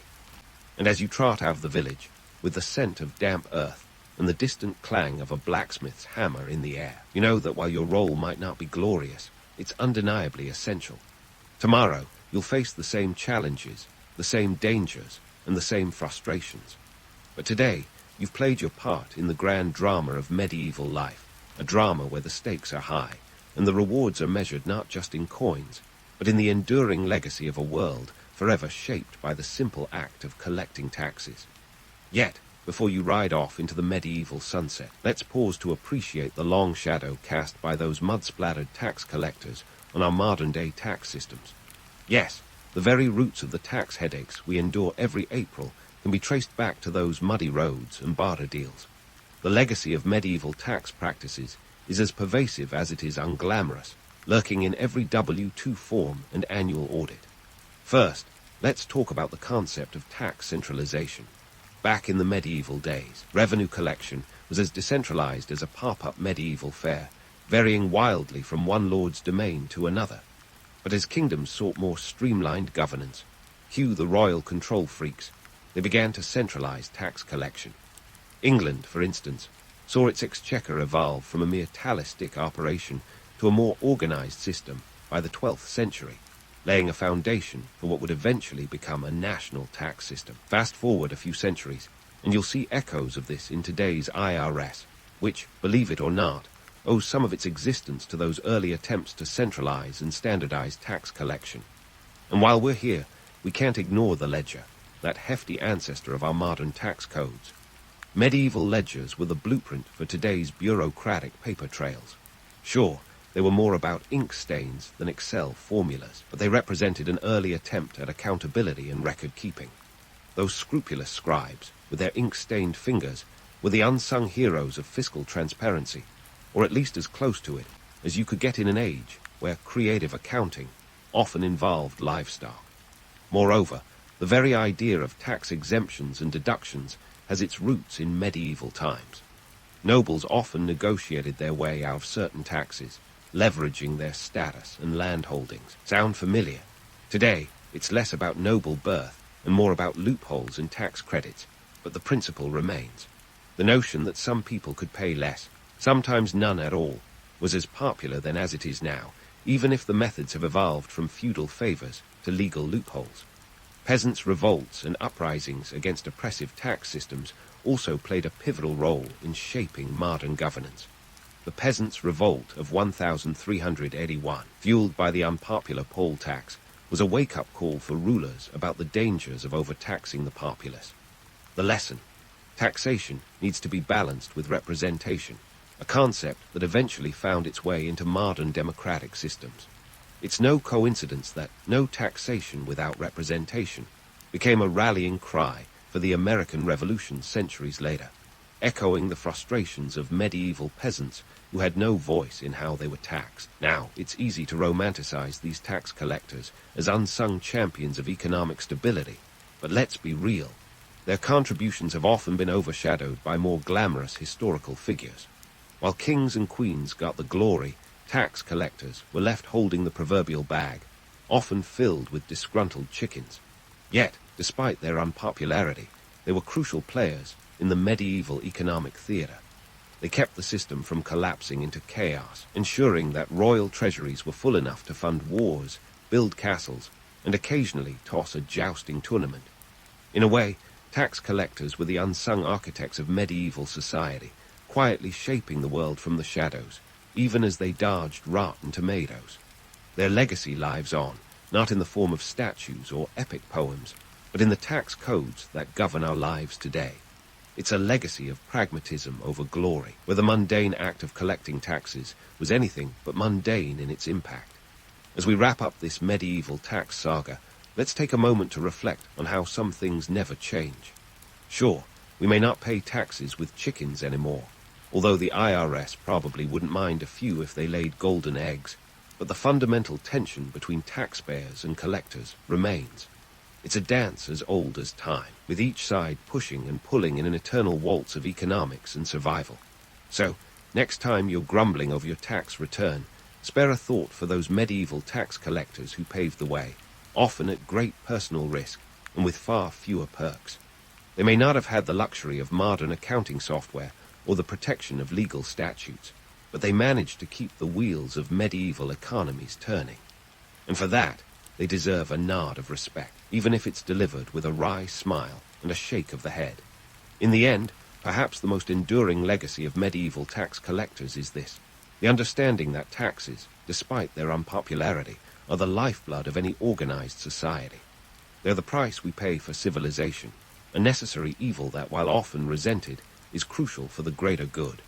So, as you file your taxes this year, remember the muddy roads, the barter deals, and the unsung heroes who, in their own way, helped shape the modern world. It's a legacy built on more than just coin. It's built on the enduring human endeavor to organize, govern, and yes, even tax our way to a better future. If you ever thought your last dinner party was a logistical nightmare, spare a thought for the medieval banquet planners of the 14th century. Their guest lists read like a who's who of medieval celebrity. Lords, ladies, knights, possibly a wayward minstrel or two, all jockeying for the best seats in the house. The seating chart was less about who's got the most Instagram followers and more about who has the most land, knights, and potentially influence over your fate. Welcome to the medieval banquet, where social climbing was as competitive as jousting and just as dangerous. Let's dive into the glitz and grandeur of these feasts. The guest list was essentially a medieval version of the Met Gala, minus the haute couture, but replete with its own version of high-stakes fashion and social maneuvering. Invitations were sent out not just for social pleasure, but as calculated political moves. You didn't just invite your friends, you invited your allies, your rivals, and anyone you wanted to impress or intimidate. It wasn't uncommon for a single banquet to host upwards of 100 guests, all seated according to a hierarchy as rigid as the armor the knights wore. Speaking of seating, let's talk about the medieval equivalent of the VIP section. Banquets were typically held in the great halls of castles or manors, and the long tables were arranged in a U-shape. The head table, located at the top of the U, was reserved for the host and the most distinguished guests. Being seated at the high table wasn't just about enjoying a better view of the jester's antics. It was a clear indicator of your social status. If you were anywhere near the host, congratulations. You were basically the medieval influencer du jour. If you found yourself at the far end of the hall, well, you might want to reconsider your standing or your alliances. This wasn't just about enjoying a good meal. In fact, some of the food, by today's standards, might have been a bit questionable. But what mattered was the statement you made by being there and where you sat. Every place at the table was a chess piece in a larger game of power and politics. The medieval elite used these gatherings to strengthen alliances, negotiate marriages, and occasionally to humiliate a rival by placing them lower in the pecking order. Picture a medieval version of being seated at the kids' table at Thanksgiving, except with far graver implications. The obsession with status was intense. The medieval world was one where your social rank could dictate everything from the color of your clothes to the number of courses you were served. The sumptuary laws of the time, basically fashion police regulations, ensured that you couldn't just dress above your station. So, while today's influencers might flaunt their wealth with designer labels, medieval folks had to tread carefully lest they incur a hefty fine or worse, social ridicule. Of course, all these machinations weren't just for show. A well-placed night at a banquet might mean the difference between peace and war. The presence of a powerful ally could deter would-be aggressors. Invitations were currency, and seeding was a public declaration of alliances and enmities. This was diplomacy served on a plate of roast swan and pigeon pie. Now, let's debunk a little myth about these feasts. While Hollywood loves to portray them as raucous affairs filled with gluttony and debauchery, the reality was often quite different. Sure, there was plenty of food and drink, but the primary purpose was networking medieval style. Think less Animal House and more The Godfather. Deals were made, allegiances sworn, and sometimes vendettas were born. With all this emphasis on status and hierarchy, it's no wonder the medieval banquet was as much a political theater as it was a social gathering. It's fascinating to consider how these medieval power plays echo in today's world. Just replace the castle with a corporate boardroom or a celebrity gala, and you'll see the game is much the same, just with less chainmail. So next time you're arranging a dinner party and agonizing over where to seat your guests, remember, it could be worse. At least no one's plotting a coup over the dessert course, right? Well, hopefully.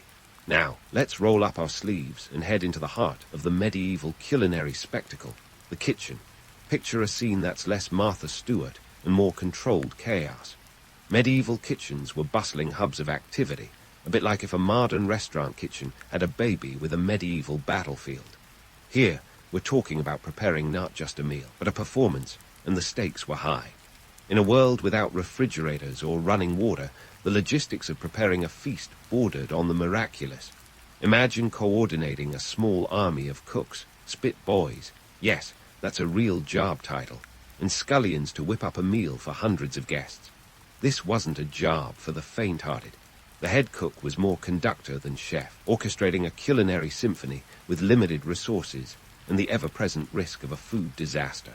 Now, about those dishes. Forget your typical turkey dinner. Think more along the lines of peacock pie and roasted swan. Yes, swans were not only for gliding majestically across ponds, but also for gracing the center of a medieval table.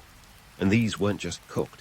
They were often presented in a way that was as much about spectacle as sustenance. Swans were sometimes roasted and redressed in their plumage for a dramatic effect. Talk about a showstopper. Imagine that landing in front of you instead of a boring old bread basket. And if you think that sounds over the top, let's not forget about the infamous carcentris, a Frankensteinian dish featuring the front half of a pig sewn to the back half of a chicken. It's like the medieval version of fusion cuisine, but with more feathers and a whole lot more attitude. Now, here's a fun fact. Spices like saffron, cinnamon, and ginger were sprinkled liberally not just for flavor, but as status symbols. These exotic spices were the medieval equivalent of driving a Ferrari, impressive and not so subtly flaunting wealth. In the 14th century, a pound of saffron could cost as much as a horse. So if your dish was saffron-laden, you were essentially saying, I've arrived. But let's debunk another myth here. The medieval diet wasn't just a cavalcade of exotic meats and spices. Peasants, who made up the bulk of the population, ate a lot of bread and pottage, a kind of thick stew made from whatever grains, vegetables, and occasionally meat were on hand. The nobility might feast on peacock, but the average person was more likely to dine on a humble gruel. So, while Hollywood loves to portray everyone at the table tearing into roast boar, the reality was often a bit grimmer. And let's talk logistics. Feeding hundreds of people meant a staggering amount of food. A single banquet could require hundreds of pounds of meat, dozens of gallons of wine, and a small mountain of bread. Livestock would be slaughtered, fish caught and brought from miles away, and vegetables harvested, all for the big event. This was farm-to-table, medieval style, with a healthy dose of feudal economics thrown in. The Lord's kitchen was an economic powerhouse, driving local production and trade, and it was all hands on deck when a feast was in the works. Of course, with all this extravagance comes the not-so-glamorous side of medieval feasting: waste. Banquets often generated huge amounts of leftover food, much of which was tossed to the dogs, or, if you were feeling particularly charitable, given to the poor. While today's chefs might pride themselves on minimizing food waste, medieval kitchens were less concerned with sustainability and more with making a statement. And here's where we draw a parallel to modern foodie culture. Just as today's foodies obsess over artisanal cheese and organic avocados, the medieval elite flaunted their wealth and taste with lavish displays of food. The more exotic and opulent the dish, the greater the prestige. It was a world where what you ate and how you presented it spoke volumes about your status and power. But let's not romanticize it too much. The reality is that medieval kitchens were hot, dirty, and dangerous. Open hearths and wood-fired ovens meant that cooks were constantly battling smoke and flames, and the risk of burns was high. It was a gritty, labor-intensive job that required a certain degree of toughness and resilience. And let's not forget the ever-present threat of food poisoning, given the lack of modern hygiene standards. Yet, despite these challenges, medieval cooks managed to create meals that were not only edible, but often downright impressive. This was a world where necessity and creativity collided, resulting in a culinary tradition that was as much about art as it was about sustenance. And while today's celebrity chefs might have their own TV shows, medieval cooks were the unsung heroes, working behind the scenes to ensure that everything went off without a hitch. So, next time you find yourself in the kitchen, juggling pots and pans, and trying not to burn the roast, take a moment to appreciate those medieval culinary masters who managed to do it all with far fewer resources and a whole lot more swan. So, as we wrap up our tour of the medieval kitchen, remember that beneath the glamour and spectacle of the banquet hall lay the grit and grind of the kitchen. It was a world of contrasts, where luxury and hardship coexisted, and where the legacy of these ancient feasts continues to influence our dining culture today. And with that, we'll leave the kitchen behind and prepare to explore the next chapter of our medieval banquet adventure. Stay tuned, because the feast is far from over. As the echoes of clattering pans and sizzling fires fade into the background, let's pivot from the culinary chaos to the festival of medieval entertainment that awaited the guests. If you thought juggling parts in the kitchen was impressive, just wait until you meet the jugglers and their equally bizarre compatriots gracing the banquet hall. Welcome to the medieval talent show, where the acts ranged from the sublime to the downright surreal. Forget about your typical Top 40 playlist. These banquets were all about live performances, with a lineup that could rival any modern variety show. The entertainment menu included everything from minstrels to mummers, each act offering a unique blend of music, storytelling, and theatrics. But let's not pretend it was all Shakespearean eloquence and angelic choirs. This was a time when the line between entertainment and absurdity was as thin as a minstrel's lute string. First up, the jesters. These weren't your run-of-the-mill clowns. Jesters were the Swiss Army knives of medieval entertainment, combining humor, acrobatics, and often a surprising degree of political savvy. Think of them as the medieval stand-up comedians, with a twist of danger. A good jester could mark the king to his face and live to tell the tale. Talk about job security, but the stakes were high, and a misjudged joke could earn you a one-way ticket to the stocks, or worse. Jesters were known for their colorful garb, complete with cap and bells, a look that modern fashionistas might describe as bold. But in the medieval world, it was the ultimate in occupational branding. And we have the troubadours, the rock stars of their day. These wandering musicians and poets were the heartthrobs of the court, spinning tales of chivalry and romance. Their songs could make or break a banquet's ambience. But don't let the romantic lyrics fool you. These performers were also skilled in the art of social climbing. A well-placed ballad could earn you a patronage, a favor, or even a place at the next big feast. And here's a fun fact.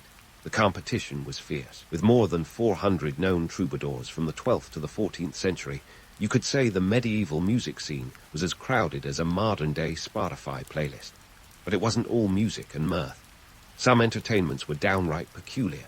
Take, for instance, the animal acts. Bears, apes, and even elephants were sometimes paraded before the guests. Imagine a medieval circus meets wildlife documentary, the dash of danger thrown in for good measure. These acts were a testament to the medieval obsession with the exotic and the extraordinary. They served as living proof of the host's wealth and connections. After all, acquiring a bear wasn't exactly a walk in the park. And speaking of the bizarre, let's not forget the mummers. These masked performers were the original flash mobs, staging impromptu plays and dances. Their acts were often laden with symbolism and social commentary, a sort of medieval performance art that could range from the comedic to the downright cryptic. Picture a group of masked figures bursting into your dinner party, acting out allegories about greed or gluttony, and then vanishing as mysteriously as they appeared. It was a spectacle designed to entertain, provoke thought, and occasionally unsettle the audience. Now, let's debunk a little myth. While Hollywood loves to portray medieval entertainment as a constant riot of merriment and revelry, the truth was more nuanced. Sure, there were moments of laughter and delight, but these performances served a deeper purpose. They were a way to reinforce social norms, convey political messages, and even subtly critique the powers that be. In a world where literacy was a luxury, entertainment was a powerful tool for storytelling and communication.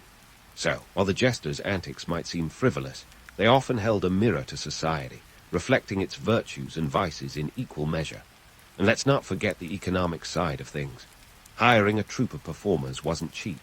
A skilled minstrel could earn the medieval equivalent of a small fortune for a single night's work, and the best trowberids, female troubadours, were in high demand, commanding impressive fees.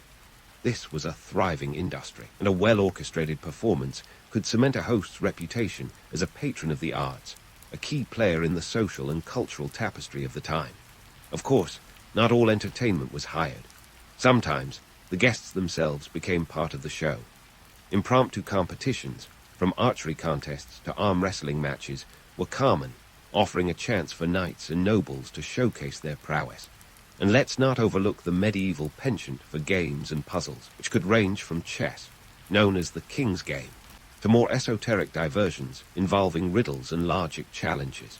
So, while we might romanticize the medieval banquet as a glittering spectacle of opulence and entertainment, it's worth remembering the layers of meaning and complexity beneath the surface. These gatherings were a microcosm of medieval society, a stage on which the dramas of power, politics, and culture played out in vivid detail. From the jesters' jibes to the troubadours' tunes, each performance was a thread in the rich tapestry of medieval life, weaving stories that continue to echo through the ages.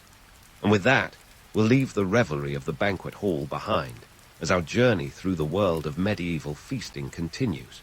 There are still more secrets to uncover, more myths to debunk, and more stories to share. So stay tuned, because the curtain has only just risen on this captivating historical saga.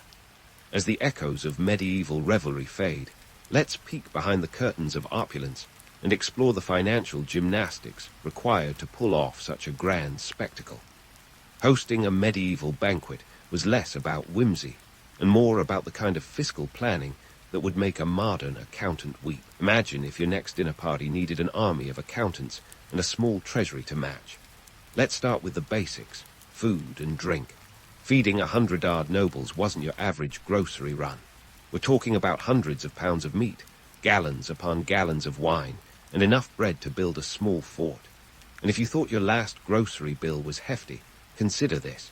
A single banquet could cost the equivalent of a minor castle refurbishment, about £200 sterling in the 14th century. For comparison, that's close to $160,000 today, and that's just the catering. Now, you might be wondering why anyone would subject themselves to such financial strain. Well, much like today's over-the-top weddings, these banquets were more than just elaborate feasts. They were investments in social and political currency. Picture the host as a medieval venture capitalist, putting down serious coin in hopes of a high return in influence and alliances. A successful banquet could solidify a host's reputation, draw powerful allies, and even keep potential enemies at bay. It was less about the food and more about what that food represented: power, prestige, and political maneuvering. Of course, not everyone had the deep pockets of a king or a duke. Many minor lords found themselves stretched thin by the expectation to host these lavish affairs. Debt was as much a part of the medieval landscape as armor and swords, and many a landowner found themselves mortgaging their estates to finance a single evening's entertainment. And if you think modern credit card debt is bad, try explaining to your feudal overlord why you can't pay your dues because you spent it all on peacock pie and jesters. And let's not forget that these banquets weren't just standalone events. They were often part of larger celebrations, like weddings, christenings, or treaties, each carrying its own set of expenses. Take, for instance, the wedding banquet of King Edward Roman III daughter Margaret in 1361, which reportedly cost a whopping £4,000, an astronomical sum at the time. That's like hosting a royal wedding with all the trimmings, complete with an open bar that could put Las Vegas to shame. Now, here's where things get even more interesting. The economic impact of a banquet rippled far beyond the castle walls. These events were a boon for local economies, stimulating trade and commerce. Farmers, fishermen, and craftsmen were all called upon to supply the feast, creating a temporary spike in economic activity.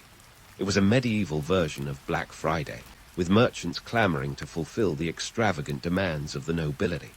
The local butcher, baker, and candlestick maker would all see a tidy profit, and let's not forget the spice merchants, who could charge a king's ransom for a pinch of saffron or a stick of cinnamon. But while the short-term economic benefits were clear, the long-term effects could be more dubious. The pressure to keep up with the Joneses, or in this case, the Plantagenets, often led to financial ruin. Many hosts found themselves in a perpetual cycle of debt, borrowing against future harvests, and pledging their lands to cover the costs of the next big event. It was a precarious balancing act, and one misstep could lead to financial disaster. And what about the guests, you ask? Well, attending a banquet wasn't exactly a free ride. Guests were expected to contribute to the festivities, often by bringing their own provisions or offering gifts to the host. It was a bit like a medieval potluck, except instead of bringing a casserole, you might be expected to show up with a cask of wine or a brace of pheasants. And let's not forget the fashion stakes. Attending a banquet meant dressing to impress, which could be a costly endeavor in itself. So, while the allure of the medieval banquet is undeniable, it's worth remembering the hidden costs and economic pressures lurking beneath the surface. These events were as much about financial acrobatics as they were about feasting and entertainment. The hosts navigated a delicate dance, balancing the need to display wealth and power with the harsh realities of their economic situation. In many ways, the medieval banquet was a reflection of broader economic conditions, a microcosm of the feudal system's complexities and contradictions. It was a world where appearance and reality often clashed, where the pursuit of prestige could lead to both triumph and ruin. And as we leave the banquet hall behind, there's still much more to explore in this fascinating historical tapestry. Stick around, because the story is far from over. As we leave the banquet hall behind, there's still much more to explore in this fascinating historical tapestry. Stick around, because the story is far from over. Let's hop into our time machine, no DeLorean needed, and fast forward to today. The echoes of medieval banquets might just surprise you, manifesting in places you'd never expect. First, let's talk dining etiquette. The medieval banquet was ground zero for the complex choreography of table manners. Back then, it wasn't just about not talking with your mouth full. You were expected to follow an intricate code of conduct, where to sit, when to speak, how to eat, all dictated by your social rank.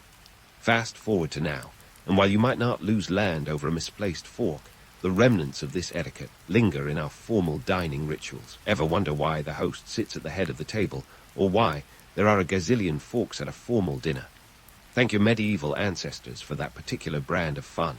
And let's not ignore the power of food as a social tool. Medieval hosts used banquets to flaunt their influence and secure alliances. Sound familiar? Today, whether you're schmoozing at a corporate dinner or trying to impress on a first date, food remains a powerful currency in the social economy. Hosting a banquet in the Middle Ages was like launching a social media campaign today. The goal was to get people talking and align your name with prestige and power. But what about the food itself? Those grandiose displays of culinary excess have their modern counterparts in gourmet dining and celebrity chef culture. Sure, we might swap roasted swan for molecular gastronomy, but the principle is the same. Impress with flair, creativity, and a hefty dose of luxury. Just as a 14th century lord might have wowed guests with saffron-laden dishes, today, a Michelin-starred chef dazzles with truffle-infused concoctions. And while medieval kitchens weren't equipped with sous-vide machines, their determination to push culinary boundaries laid the groundwork for the adventurous palates we see today. Now, let's tackle the elephant, or rather the peacock, in the room: opulence. Medieval banquets were an extravagant affair, with no expense spared to project wealth. Fast forward to the present, and this penchant for opulence is alive and well. Think of the extravagant weddings, the lavish state dinners, or even those reality TV show parties where the budget is seemingly limitless. The desire to impress, to be seen as a patron of the arts, or simply to throw a party that people will talk about for years, remains a powerful motivator. And let's not forget the entertainment. While we no longer rely on jesters to keep us amused, unless you're a fan of stand-up comedy specials, the essence of live performance remains a staple of our social gatherings. Whether it's a live band at a wedding or a DJ at a corporate gala, the spirit of medieval entertainment lives on. Even reality TV has echoes of medieval banquets, with its penchant for drama, spectacle, and the ever-present social hierarchy. But here's the kicker. While the allure of medieval banquets is steeped in images of grandeur and merry revelry, they were also about survival in a cutthroat world of politics and power. Much like today's political fundraisers or high society galas, these events were strategic maneuvers designed to maintain or elevate one's position in the social pecking order.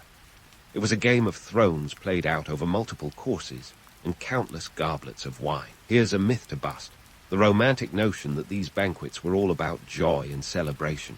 Sure, there was laughter, music, and feasting, but beneath the surface lay a world of political intrigue and social maneuvering. The medieval banquet was less about the joy of the moment and more about securing one's future. It was a high-stakes chess game, with each guest a potential ally or adversary.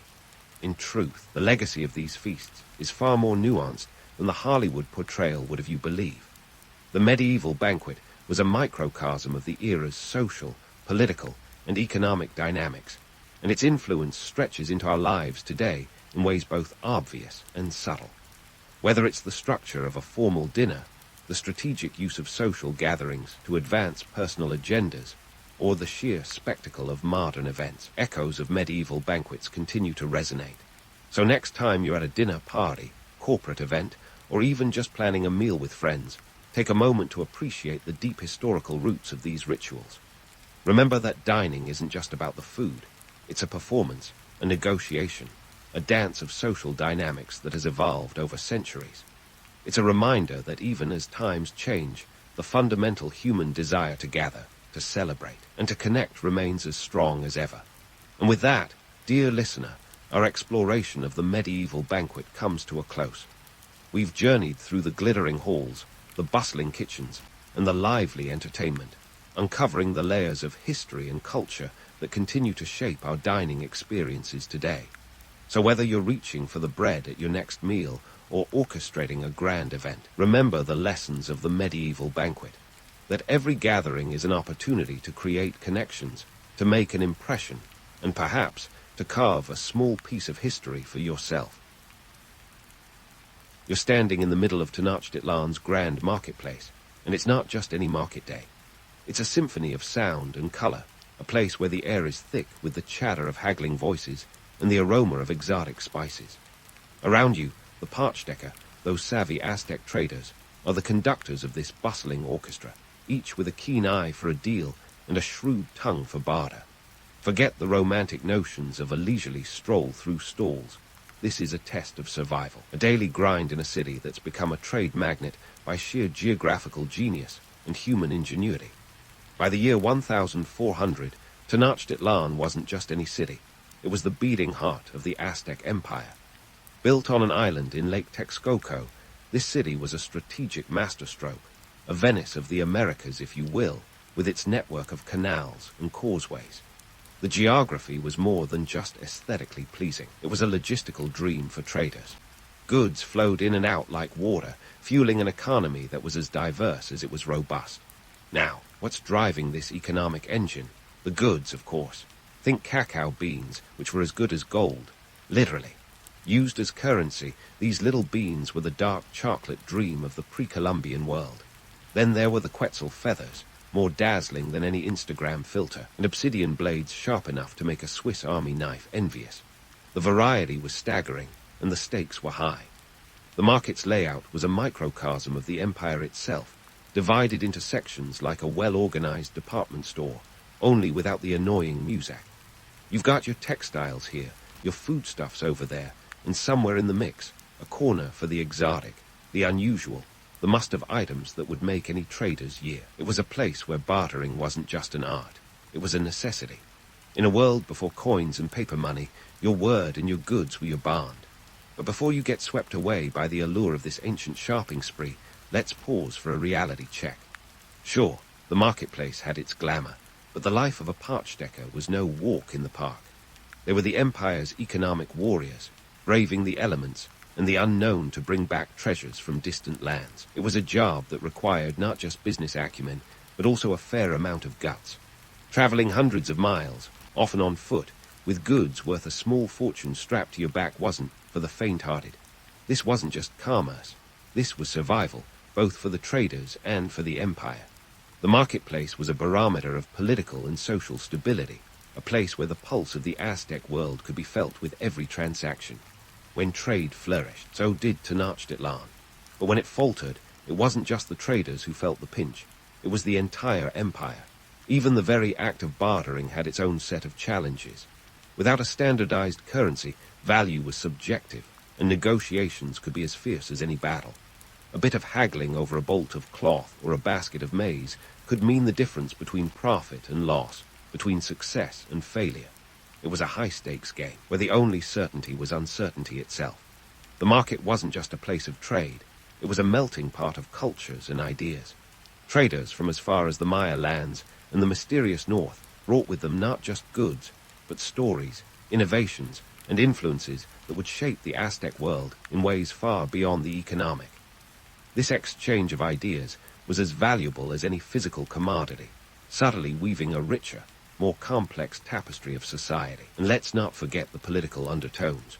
The marketplace was a power play, a demonstration of the empire's strength and reach. Every transaction was a testament to the Aztecs' dominance in the region. It was a constant reminder to allies and rivals alike of the empire's economic prowess and its ability to sustain an ever-growing population. So next time you're in a supermarket aisle, grumbling about the price of avocados, spare a thought for those parchdecker. Their world was one of calculated risks and strategic decisions, where every market day was a new chapter in the ongoing saga of Aztec commerce. It was a world where survival wasn't just about making a living. It was about ensuring the lifeblood of an empire kept flowing, one barter at a time. And speaking of those parchdecker, let's zoom out of the marketplace and hit the ancient equivalent of Route 66. Only, instead of a convertible, you're on foot, laden with goods, and instead of a GPS, you've got your wits and a mental map of ancient trade routes. Welcome to the life of an Aztec trader, where a road trip involved hundreds, sometimes thousands, of miles over rugged terrain, all in the name of commerce. Forget about pit stops with clean bathrooms. This was a trek where every step was hard-earned. Now, let's set the record straight. The romantic image of a lone merchant, bravely venturing into the great unknown with nothing but a knapsack and a dream, is exactly that, a romantic image. The reality was about as glamorous as a soggy sandwich. Trade was a team sport, folks. The parchdecker traveled in groups, not just for the company, but for survival. Safety in numbers wasn't just a saying. It was a literal lifesaver against bandits, wild animals, and the ever-fickle elements. These traders had to be logistics wizards, navigating routes that stretched from the Gulf of Mexico to the Pacific Ocean, reaching as far south as modern-day Guatemala and as far north as the American Southwest. Imagine managing a supply chain without a single-wheeled cart. That's right, no wheels. The Aztecs didn't have them. Everything was either carried by humans, or if you were lucky, by a llama or two. But good luck with those. They weren't exactly the most cooperative of beasts. Parchdecker faced perils that would make Indiana Jones reconsider his career choices. Sweltering jungles, arid deserts, and treacherous mountain passes were part of the itinerary, and the risk wasn't just physical. Traders were also diplomats, striking deals and forming alliances with local tribes and rulers. If you thought your last business meeting was tense, try negotiating safe passage through a territory where the local chieftain views you as a walking treasure chest. And speaking of treasure, let's talk currency. The Parchdecker often carried goods that were worth more than gold, quite literally. Cacao beans, for instance, were a currency unto themselves. 10 beans could buy you a rabbit. 100 might score you a night on the town, if you could find a town that took cacao, that is. This made traders walking targets, their pockets jingling with the sweet sound of potential robbery. The political landscape added another layer of complexity. The Aztec Empire didn't just permit these trade expeditions. They relied on them to maintain their economic dominance. The Parchdecker were more than mere merchants. They were state-sanctioned agents, their journeys often doubling as espionage missions. Every trade route was a nerve in the Empire's vast economic nervous system, and the Parchdecker were the impulses that kept it all firing. But let's not get too misty-eyed about the noble trader. The Parchdecker were also savvy operators, using their status to influence politics back home. They were the original lobbyists, if you will, wielding trade connections like power tools. They could make or break local economies, shifting allegiances and resources with their trade networks. Talk about having friends in high places, or in this case, markets. And here's a juicy tidbit. Some Parchdecker expeditions were so extensive they could last for years. That's right, years. Imagine telling your significant other, "Hey babe, I'll be back in a few." Years. Try to keep the cactus watered. The logistics of maintaining such long-term journeys were staggering. Provisions, replacement goods, and even new trade agreements had to be coordinated from afar, all without the luxury of instant communication. Forget Wi-Fi. These folks barely had a reliable way to send a message that didn't involve a foot courier running through the wilds. But as grueling as these expeditions were, they were also the lifeblood of the Empire. Each successful journey pumped economic vitality back into Tenochtitlan, ensuring that the city remained the economic juggernaut of the region. Every market day was a testament to the Parchdecker's efforts, a reminder that while Tenochtitlan's heart beat in the marketplace, its muscles stretched far beyond, gripping distant lands in an economic embrace. So, the next time you complain about a long commute or a crowded flight, spare a thought for the Parchdecker. These traders didn't just survive the marketplace, they conquered it, one exhausting mile at a time. They were the unsung heroes of the Aztec Empire, the glue holding an economic and political powerhouse together. And while history tends to glamorize their adventures, the truth is they were gritty, resilient, and cunning, navigating a world as complex and dangerous as any modern-day market. Now, let's dive into the economic wizardry that kept Tenochtitlan's marketplace buzzing like a beehive on a caffeine drip. Forget the simplistic idea of a peaceful bazaar where goods magically find their way into the right hands. This was a high-stakes game of barter and trade, where prices were as stable as a cat on a hot tin roof. In the bustling market of Tenochtitlan, where you could find everything from the mundane to the magnificent, pricing strategies were as elaborate as a telenovela plot. The Parchdecker weren't just traders. They were shrewd economists, understanding that the value of goods like cacao beans was as volatile as a reality TV star's career. These beans were the currency of the time, and their worth could swing faster than a high school romance. 10 beans might get you a rabbit, but during a shortage, you'd be lucky to barter your way to a haircut. Supply and demand were the invisible hands that stirred this economic cauldron. One week, obsidian blades might be the hardest ticket in town. The next, everyone was lining up for textiles. Traders had to be nimble, adjusting their inventory like a DJ spinning tracks at a party, always ready to drop the next big hit. Miss the mark, and you could end up with a stash of unsellable goods, a fate worse than being stuck with a cupboard full of expired milk. And let's not forget the cunning tactics employed to outwit competition. The marketplace was a battlefield, and the Parchdecker were its generals. If you think modern sales tactics are cutthroat, imagine a world without consumer protection laws. Traders could inflate the value of their goods with the flair of a Vegas magician, turning a simple vase into a rare artifact with a backstory more elaborate than a conspiracy theory. It was all about who had the best pitch, the most compelling narrative. If you could sell sand in the desert, you were the king of the hill. The use of cacao beans as currency is where things get truly fascinating. This wasn't just about trading goods, it was about trading status. The cocoa bean economy was a social ladder in disguise, where wealth could be carried in a pouch and counted out bean by precious bean. A handful of these beans could open doors, grease palms, and even buy you a higher standing at the local temple. Forget gold. In Tenochtitlan, it was chocolate that reigned supreme.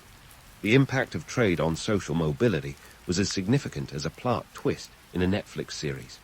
For the Parchdecker, successful trade expeditions could mean a rise in social status, a leap from merchant to nobility in the blink of a well-negotiated deal. But this mobility wasn't just about wealth, it was about influence. A trader who played his cacao right could find himself rubbing shoulders with the elite, his opinions carrying weight in the corridors of power. Yet, the romantic notion of an open market where everyone had a fair shot at success is, well, romanticized. The reality was more akin to a game of musical chairs, where the music could stop at any moment, leaving some standing in the cold. Not everyone could climb the social ladder, and the marketplace had its own hierarchy. The Parchdecker were at the top, but beneath them were the smaller traders, the artisans, and the day laborers, each vying for a slice of the economic pie. This economic dance wasn't just about survival, it was a reflection of the larger societal structure. Trade routes were veins, pumping life into the empire, but they were also battlegrounds for power and influence. The Parchdecker were more than mere traders. They were the linchpins of an economy that extended beyond borders, a network that tied the empire together. Their success was the empire's success, and their failures echoed in the halls of power. In this world, the line between economic genius and outright con artist was as thin as a Quetzal feather. Traders had to be part economist, part diplomat, and part illusionist. They were the original hustlers, navigating a marketplace that was as unpredictable as a summer storm. And while the romantic image of a bustling bazaar filled with exotic goods is enchanting, the truth is that the stakes were high, and the margins for error were razor-thin. So next time you haggle over the price of a cup of coffee, remember that you're part of a tradition as old as civilization itself. The Parchdecker may have traded cacao beans instead of dollars, but their world of supply, demand, and strategic maneuvering isn't so different from ours. It's a reminder that while the goods may change, the game of trade remains as timeless as it is complex. And just like those ancient traders, we're all trying to make sense of an economic landscape that never stops shifting beneath our feet. As we continue to peel back the layers of this ancient marketplace, remember that Tenochtitlan's traders weren't just surviving the market. They were strategizing, innovating, and sometimes swindling their way to success. They were the economic lifeblood of an empire, and their legacy is a testament to the power of trade to shape societies, build empires, and yes, occasionally make a fortune in chocolate.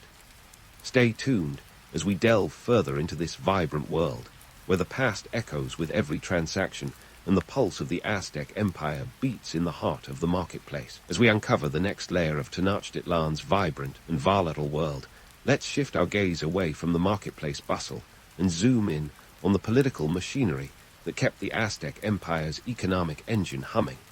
And oh boy, was it a complex beast. Politics and trade in the Aztec world were as inseparable as guacamole and chips, each one enhancing the flavor of the other. You see, trade wasn't just about acquiring goods. It was a tool of political dominance, a chess game where every move was calculated to expand the empire's reach and influence. First up, the Parchdecker, those legendary traders, weren't just in it for the cacao beans and Quetzal feathers. Nope, these guys doubled as the empire's unofficial diplomats, and sometimes spies. Picture them less as mere merchants, and more like James Bond, with a backpack full of exotic goods. As they ventured into distant lands, they carried not only trade items, but also the weight of the empire's political ambitions.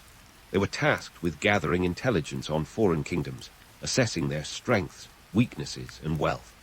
The Parchdecker would return with more than just wares. They'd bring back valuable information that could tip the scales in the Aztecs' favor. This wasn't just some cloak and dagger fantasy. The Parchdecker operated under royal orders, their missions often sanctioned by the emperor himself. Talk about pressure. Failure wasn't just a personal setback. It could mean the empire lost ground in its relentless quest for dominance. And in a world without Google Maps or Yelp reviews, these traders had to rely on their wits and diplomacy to navigate foreign territories.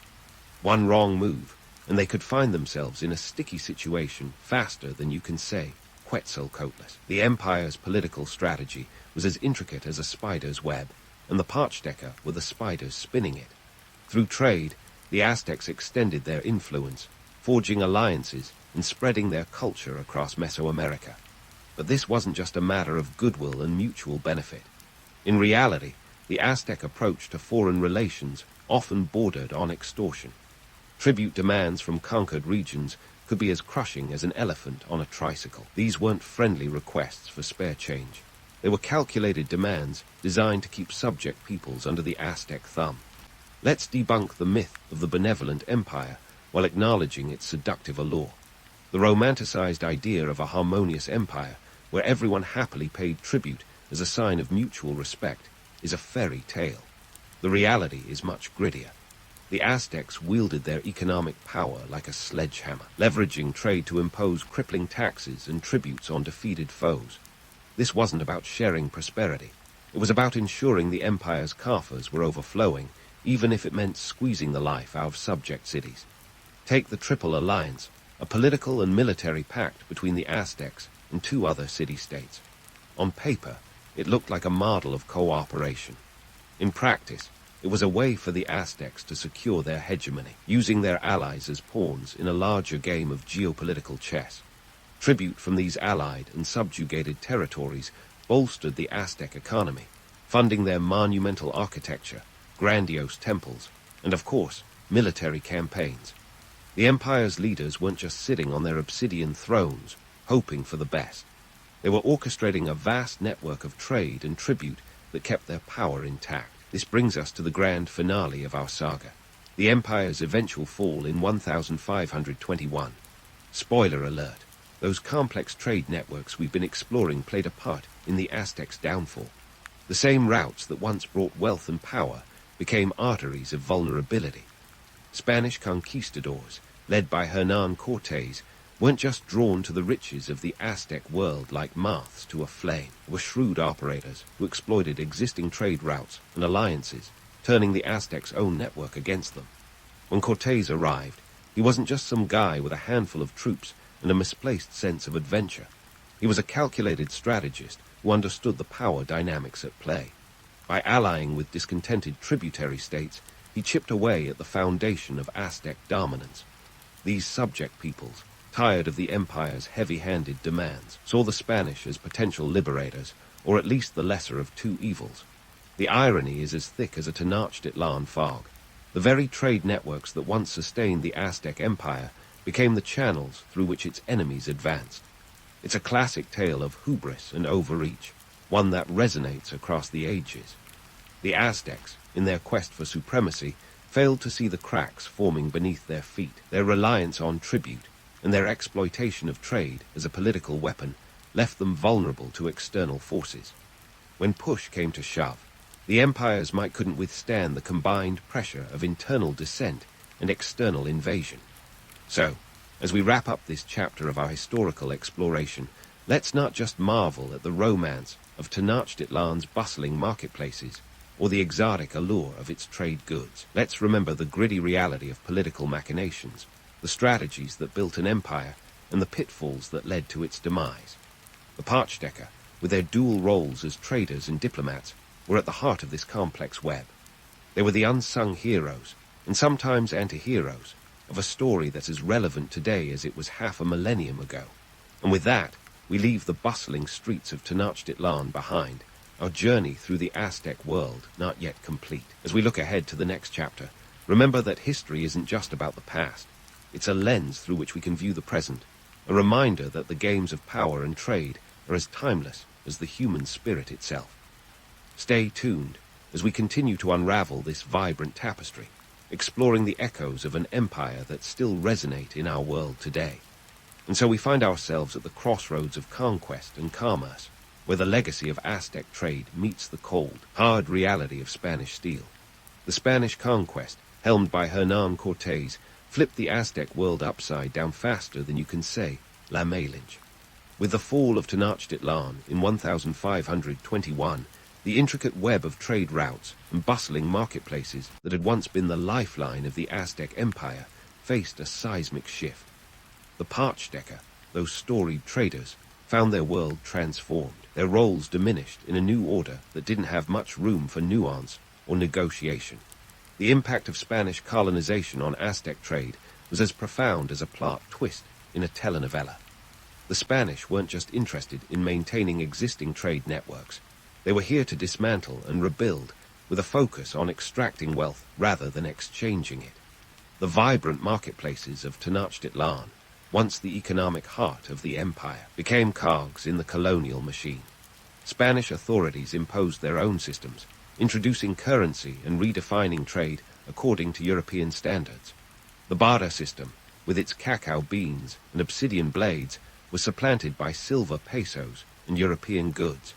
It was a cultural and economic overhaul, a reset button pressed with the force of a conquistador's sword. But let's not throw the baby out with the bathwater. While the Spanish conquest did its best to erase the legacy of Aztec trade, some echoes still linger today, like the ghost of a vibrant tune that can't quite be silenced. Take Mexico City's modern markets, descendants of those ancient bustling bazaars, still vibrant with the hum of commerce. The legacy of the Aztec marketplace can be seen in the lively tianguis, open-air markets where haggling is still an art form, and the spirit of the Parchdecker lives on in every savvy vendor's pitch. And what about the goods that fueled the Aztec economy? Chocolate, beloved by the Aztecs as both currency and culinary delight, continues to conquer hearts worldwide.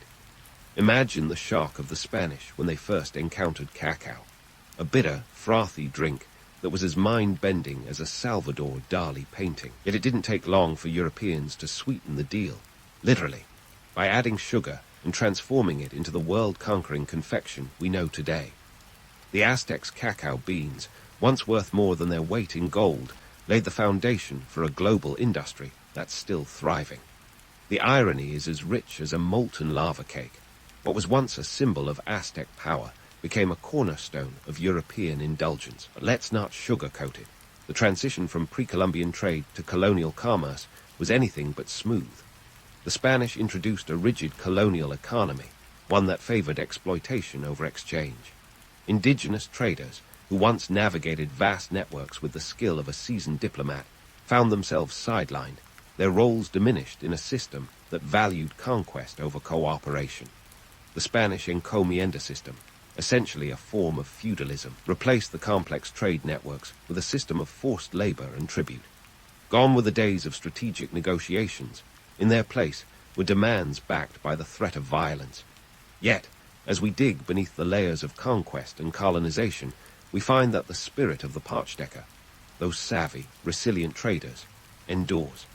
It's there in modern Mexico's tenacious entrepreneurial spirit, in the bustling markets where vendors and buyers engage in the dance of commerce. The Parchdecker taught us about resilience, adaptability, and the art of survival in a world that never stops changing. They were the original hustlers, navigating a marketplace of uncertainty and opportunity with a deftness that still resonates today. So, what can we learn from these ancient traders as we navigate our own economic landscapes? For one, they remind us that survival in the marketplace requires more than just goods and currency. It demands wit, adaptability, and a keen sense of timing. The Parchdecker were masters of reading the room, or in their case, the region, adapting their strategies to suit the ever-shifting sands of supply and demand. This is as true now as it was then, whether you're trading in cacao beans or cryptocurrency. And let's not forget the enduring myths that surround the Aztecs and their traders.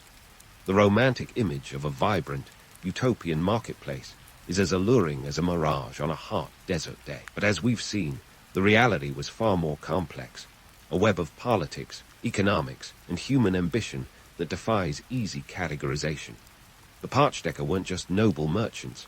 They were shrewd operators, sometimes verging on ruthless in their pursuit of profit and power. As we wrap up our journey through the Aztec world, it's clear that the lessons of Tenochtitlan's marketplace extend far beyond the confines of history. They remind us that trade is not just about the exchange of goods, but about the exchange of ideas, cultures, and influences. In a world that's constantly changing, the ability to adapt and innovate is as valuable as any commodity. So next time you find yourself wandering through a modern market, with its kaleidoscope of sights, sounds, and smells, spare a thought for the Parchdecker. Their legacy is written in the very fabric of our economic systems, a testament to the power of trade to transcend borders and time. And remember, whether you're bartering in beans or bitcoins, the art of the deal is as ancient as civilization itself. As we draw the curtain on this exploration, let's leave with a final reflection. Marketplace survival, in many ways, hasn't changed all that much.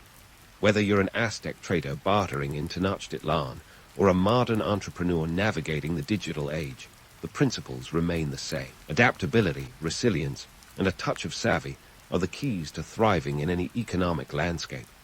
And if you ever feel overwhelmed by the complexities of today's markets, just remember, somewhere, deep in the annals of history, a Parchdecker is nodding in understanding, whispering across the ages that the game of trade is as timeless as the human spirit itself. In a landscape where GPS navigation would have been as useful as a chocolate teapot, some of the world's earliest urban planners took a bold leap. The Sumerians, those audacious architects of civilization, decided to set up shop around 4500 BCE in a place that was part paradise and part pandemonium, the Fertile Crescent. Now, before you get all starry-eyed about this so-called land of plenty, let's unpack what really made this crescent so fertile. The Fertile Crescent, stretching from the Persian Gulf to the Mediterranean Sea, was like nature's petri dish for human development. You've got the Tigris and Euphrates rivers as the main ingredients, flowing with all the predictability of a cat on caffeine. These rivers were the lifeblood of the region, gushing with water and silt that could turn barren soil into a gardener's dream, or a nightmare, depending on Mother Nature's mood. Here's the kicker. These rivers were as temperamental as a reality TV star. The Tigris and Euphrates didn't believe in a 9-to-5 schedule. Their floods were as unpredictable as a toddler with a paint set, sometimes disastrously out of season. But when they behaved, they deposited nutrient-rich silt across the plains, creating a fertile yet volatile environment. This meant bumper crops one year and soggy despair the next. So, when people talk about the bounty of the Fertile Crescent, remember it came with a side of chaos. Now, let's chat about those early Sumerians. Initially, they were just a bunch of nomadic tribes wandering around, probably arguing over whose turn it was to pack up the tent. But these folks were sharp cookies. They noticed that while wandering was fun, there was something to be said for settling down and letting the rivers do the heavy lifting. Thus began the transition from nomadic life to settled agriculture, a switch as significant as trading in a bicycle for a Ferrari. Around 4500 BCE, these early urban enthusiasts started forming city-states like Uruk, and Eridu. If you've never heard of Eridu, it was basically the Sumerian version of a hot new tech startup. These city-states were like little independent countries, each with its own government, guards, and a chip on its shoulder. They weren't just about planting barley and waving at passing traders. These places were bustling centers of innovation. The Sumerians developed some of the earliest forms of writing, using cuneiform to keep track of everything from grain supplies to epic tales of gods behaving badly. But let's not pretend this was all sunshine and rainbows. Building a city-state in the middle of a floodplain came with its own set of problems. It was like trying to build a sandcastle with the tide coming in. The Sumerians had to get creative with irrigation, building canals and levees to control the unruly rivers. It was a delicate balancing act, one that required constant maintenance and a fair bit of luck. And let's not forget the natural disasters. The region was prone to the occasional earthquake, just to keep things interesting. Imagine your city crumbling around you while you're still trying to figure out how to spell your name in cuneiform. Yet, despite these challenges, the Sumerians thrived. They turned adversity into opportunity, using their knowledge of water management and agriculture to support large populations and create complex societies. Of course, it's easy to romanticize these early city-states as utopias of human ingenuity. But let's not kid ourselves. Life was hard, and survival often depended on your ability to adapt to the whims of nature. The Sumerians may have been the world's first urbanites, but they were also some of its most resilient survivors. The legacy of the Sumerian city-states is a testament to human tenacity and creativity. They took a landscape that was part Eden and part apocalypse and turned it into the cradle of civilization. So, the next time you're stuck in traffic, remember that it all started with a few bold pioneers, a couple of unpredictable rivers, and a dream to build something that would last through the ages. So, as the Sumerians were busy turning the Fertile Crescent into a cradle of chaos and creativity, they stumbled upon something that would change the game forever: cuneiform. Think of cuneiform as the ancient world's version of Excel, but with clay tablets instead of spreadsheets, and a stylus instead of a keyboard. Around 3200 BCE, someone had the bright idea to start scratching symbols onto wet clay. It was a stroke of genius, really, a way to keep track of everything from grain supplies to the latest gossip about which god was up to what mischief. Now, before you roll your eyes and think, oh, just writing, big whoop, consider this. Cuneiform was more than just a way to jot down sharping lists. It was the backbone of Sumerian society, a tool that transformed chaotic city-states into well-oiled machines. Well, as well-oiled as you can get when your primary technology is a pointy stick and some mud. It enabled them to record transactions, codify laws, and even pen down the first known epic tale, the Epic of Gilgamesh. This wasn't just a writing system. It was the first step toward civilization as we know it. Now, let's talk about the Sumerian class system, a social ladder that was more like a slippery slide for most people. At the top, you had the priest kings, or as they preferred to be called, big men, which sounds like something straight out of a feudal-themed reality show. These guys wielded both spiritual and political power, a combination as potent as a double espresso on a Monday morning. Beneath them, you had the bureaucrats and scribes, the unsung heroes who mastered cuneiform. Imagine being the only literate one in the room. You'd be the equivalent of the IT guy in a company that still uses dial-up. Then came the merchants and artisans, the middle class who kept the economy humming. They were the ones who made sure that a piece of lapis lazuli from Afghanistan could find its way into the jewelry box of a Sumerian noble. Trade networks stretched far and wide, connecting Sumerian city-states with places as distant as the Indus Valley. It was globalization before globalization was cool, with goods like copper, gold, and exotic woods flowing into the cities. There's something wonderfully ironic about trading copper with people thousands of miles away when you can't even predict the next flood in your backyard. At the bottom of the social heap were the farmers and laborers. These folks were the backbone of the economy, the ones who got down and dirty, literally, to keep food on everyone's table. They were also the ones who had to manage the not-so-glamorous job of irrigation maintenance. Picture this.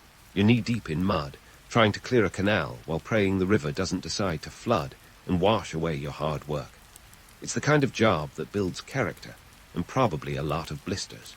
Irrigation was less about digging ditches and more about playing an endless game of water management whack-a-mole.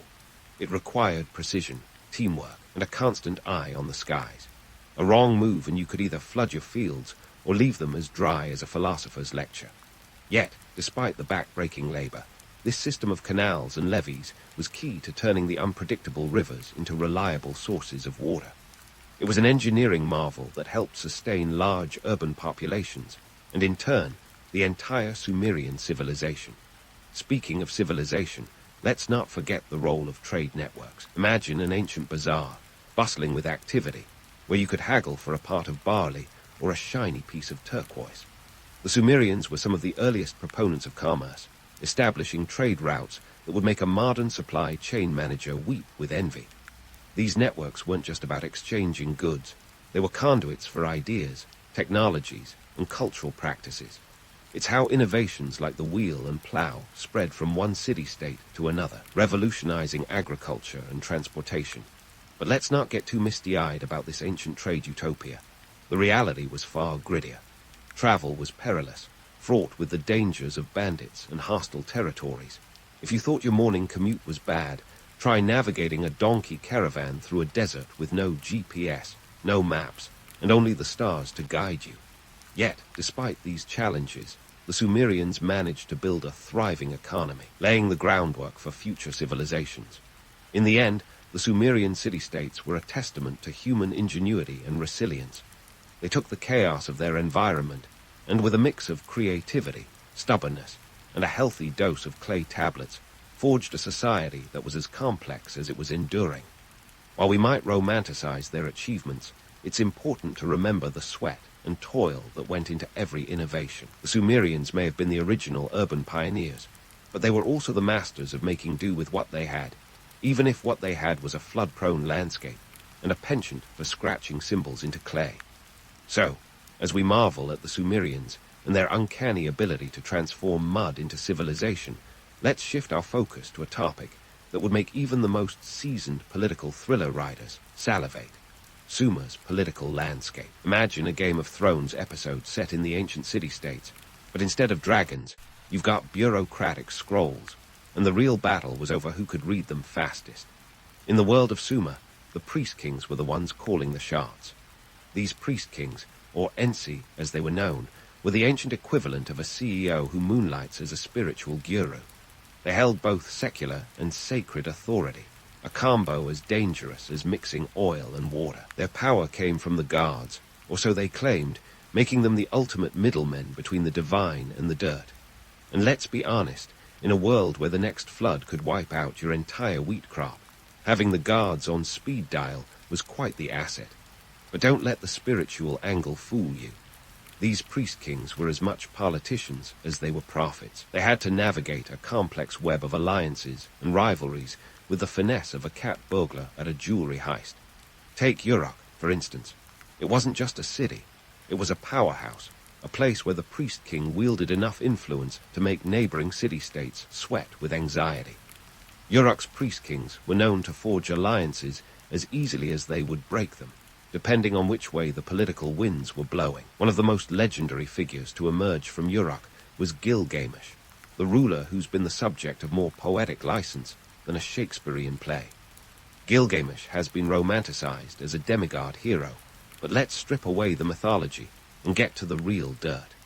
Historical records suggest he was indeed a powerful ruler around 2800 BCE, but perhaps not the larger-than-life character of epic fame. Think of him more as a savvy leader who knew how to work the room and the battlefield. His exploits, both real and fictional, involved consolidating power, expanding territory, and occasionally thumbing his nose at the gods. Quite the resume for a man who may or may not have wrestled with mythical creatures. Speaking of power plays, let's not overlook the invention of bureaucracy, that necessary evil which the Sumerians can proudly, or perhaps sheepishly, claim as their brainchild. If you've ever found yourself drowning in paperwork, you can thank these ancient pencil pushers. Around 3000 BCE, the Sumerians devised a system to keep their burgeoning empires in check. With city-states ballooning faster than a teenager's social media following, a structured way to manage resources, taxes, and trade became essential. This was bureaucracy in its infancy, a meticulous dance of records and regulations that, while tedious, was crucial for maintaining order. Now, in the spirit of keeping things lively, Sumerian city-states had a penchant for drama that would put daytime soaps to shame. Alliances were forged over shared interests like trade routes or mutual disdain for a neighboring city. But betrayal was always lurking around the corner, usually with a dagger in hand and an eye on the throne. And Uruk, for instance, were like frenemies who couldn't decide whether to hug it out or declare war. Their relationship was a roller coaster of shifting loyalties, often dictated by the whims of economics and the occasional famine-induced desperation. And what about the lower echelons of society, you ask? Well, they were the silent majority who bore the brunt of all this political maneuvering. Farmers, laborers, and artisans were the backbone of the economy, but their lives were often at the mercy of the elite's power games. When the priest-kings played chess with the city-states, it was the common folk who found themselves as pawns, often sacrificed for the greater good, or at least the greater glory of their rulers. In this swirling maelstrom of alliances and betrayals, it's a wonder that anything ever got done. Yet, the Sumerians managed to build a civilization that not only survived but thrived. They created a society that was as intricate as the cuneiform tablets they etched their histories upon. a testament to human ingenuity and the relentless pursuit of order amidst chaos. The political machinations of Sumer show us that even in the cradle of civilization, human nature was as complex and contradictory as ever. Power was both a tool and a weapon, wielded with equal parts cunning and conviction. As we unravel the layers of Sumerian politics, it's crucial to remember that their legacy is not just one of mud bricks and mythic epics. It's a story of human ambition and the ceaseless drive to carve out meaning from the chaos of existence. So, the next time you find yourself caught in a bureaucratic snarl or tangled in the web of office politics, take a moment to appreciate that this dance has been going on for millennia, ever since the first priest-king decided he needed more than a clay tablet to run his burgeoning empire. The Sumerians laid the groundwork for future civilizations to build upon, and in doing so, they gave us a glimpse into the eternal complexities of human governance. Stay tuned, because the Sumerian saga is far from over. We've got more to explore, from their technological innovations to their artistic expressions, each a thread in the rich tapestry of human history. As we continue this journey, let's remember to keep our eyes wide open, not just to the myths that captivate our imagination, but to the realities that challenge our understanding. Speaking of the eternal complexities of human governance, let's take a detour into the realm of Sumerian innovation. Because, believe it or not, these ancient folks were the original tech geeks. Forget Silicon Valley. The real birthplace of innovation was the bustling, mud-brick cities of Sumer. And no, they weren't coding apps or launching startups, but they did lay down the very foundations of civilization with some jaw-dropping advancements. So, strap in as we explore the Sumerian toolkit that transformed a bunch of city-states into the cultural powerhouses of their time. First up, mathematics. Now, I know what you're thinking. Math, the subject that haunted your dreams and turned your afternoons into a numbers nightmare. But for the Sumerians, math was less about algebraic angst and more about practical survival. Around 3000 BCE, they developed a numerical system based on 60, a base 60 system, which might sound as arbitrary as picking a favorite potato chip flavor, but trust me, it was genius. This system is why we have 60 seconds in a minute and 360 degrees in a circle today. So, the next time you're late for a meeting, blame it on the Sumerians and their fascination with the number 60. These early mathematicians weren't just playing with numbers for fun. Their calculations helped them manage their agricultural economy, plan architecture, and even chart the stars. If you've ever tried splitting a pizza with friends and ended up with a geometry-induced headache, you'll appreciate their precision. They were the ones who figured out that counting beyond their fingers required a little creativity, hence the invention of the abacus. And let's not forget, they also wrote some of the earliest math textbooks, complete with problem sets that would make a modern calculus teacher proud. So, if math was the language of the universe, the Sumerians were among its first fluent speakers. And speaking of language, let's not skip over their contribution to the arts and architecture, which was nothing short of monumental, literally. The ziggurat, a towering structure that looked like a step pyramid, was the Sumerian answer to, how do we impress the neighbors? Imagine a massive wedding cake made of mud bricks, each layer painstakingly stacked to create a temple that reached for the heavens. The most famous of these, the ziggurat of was built around 2100 BCE and was a marvel of engineering and religious devotion. It was part temple, part city hall, and all status symbol. If you were a priest king, having a ziggurat was like having a corner office with a view. But these architectural wonders weren't just about size. They were about function. The Sumerians were masters of urban planning long before it became a buzzword. They constructed their cities with the foresight of someone who knows that a well-laid-out street can mean the difference between orderly commerce and utter chaos. Their cities were designed with residential, commercial, and religious areas, all strategically placed to optimize daily life. It was like Sim City, but with a lot more mud and a lot less electricity. Now, let's talk about one of the Sumerians' crowning achievements, the Code of Urnam, which appeared around 2100 BCE. This was one of the earliest known law codes, predating Hammurabi's by a few centuries. Picture this, a legal document that wasn't just a list of do's and don'ts, but a reflection of societal values and norms. It covered everything from theft to marriage, laying down the law like Judge Judy in ancient robes. The penalties were a mix of fines and corporal punishment, a reminder that justice back then was as much about retribution as it was about rehabilitation. The Code of Urnammu was revolutionary because it introduced the concept of a fine as a form of punishment, which, let's face it, is a lot more civilized than the old eye for an eye routine.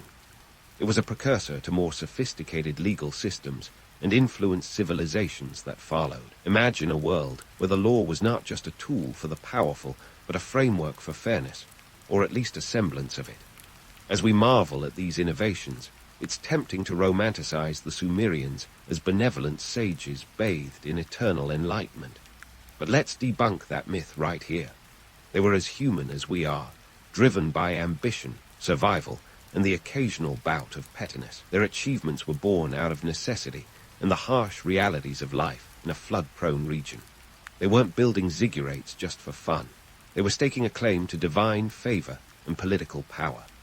Now, if you could somehow transport a Sumerian to the modern world, what would they think of our culture?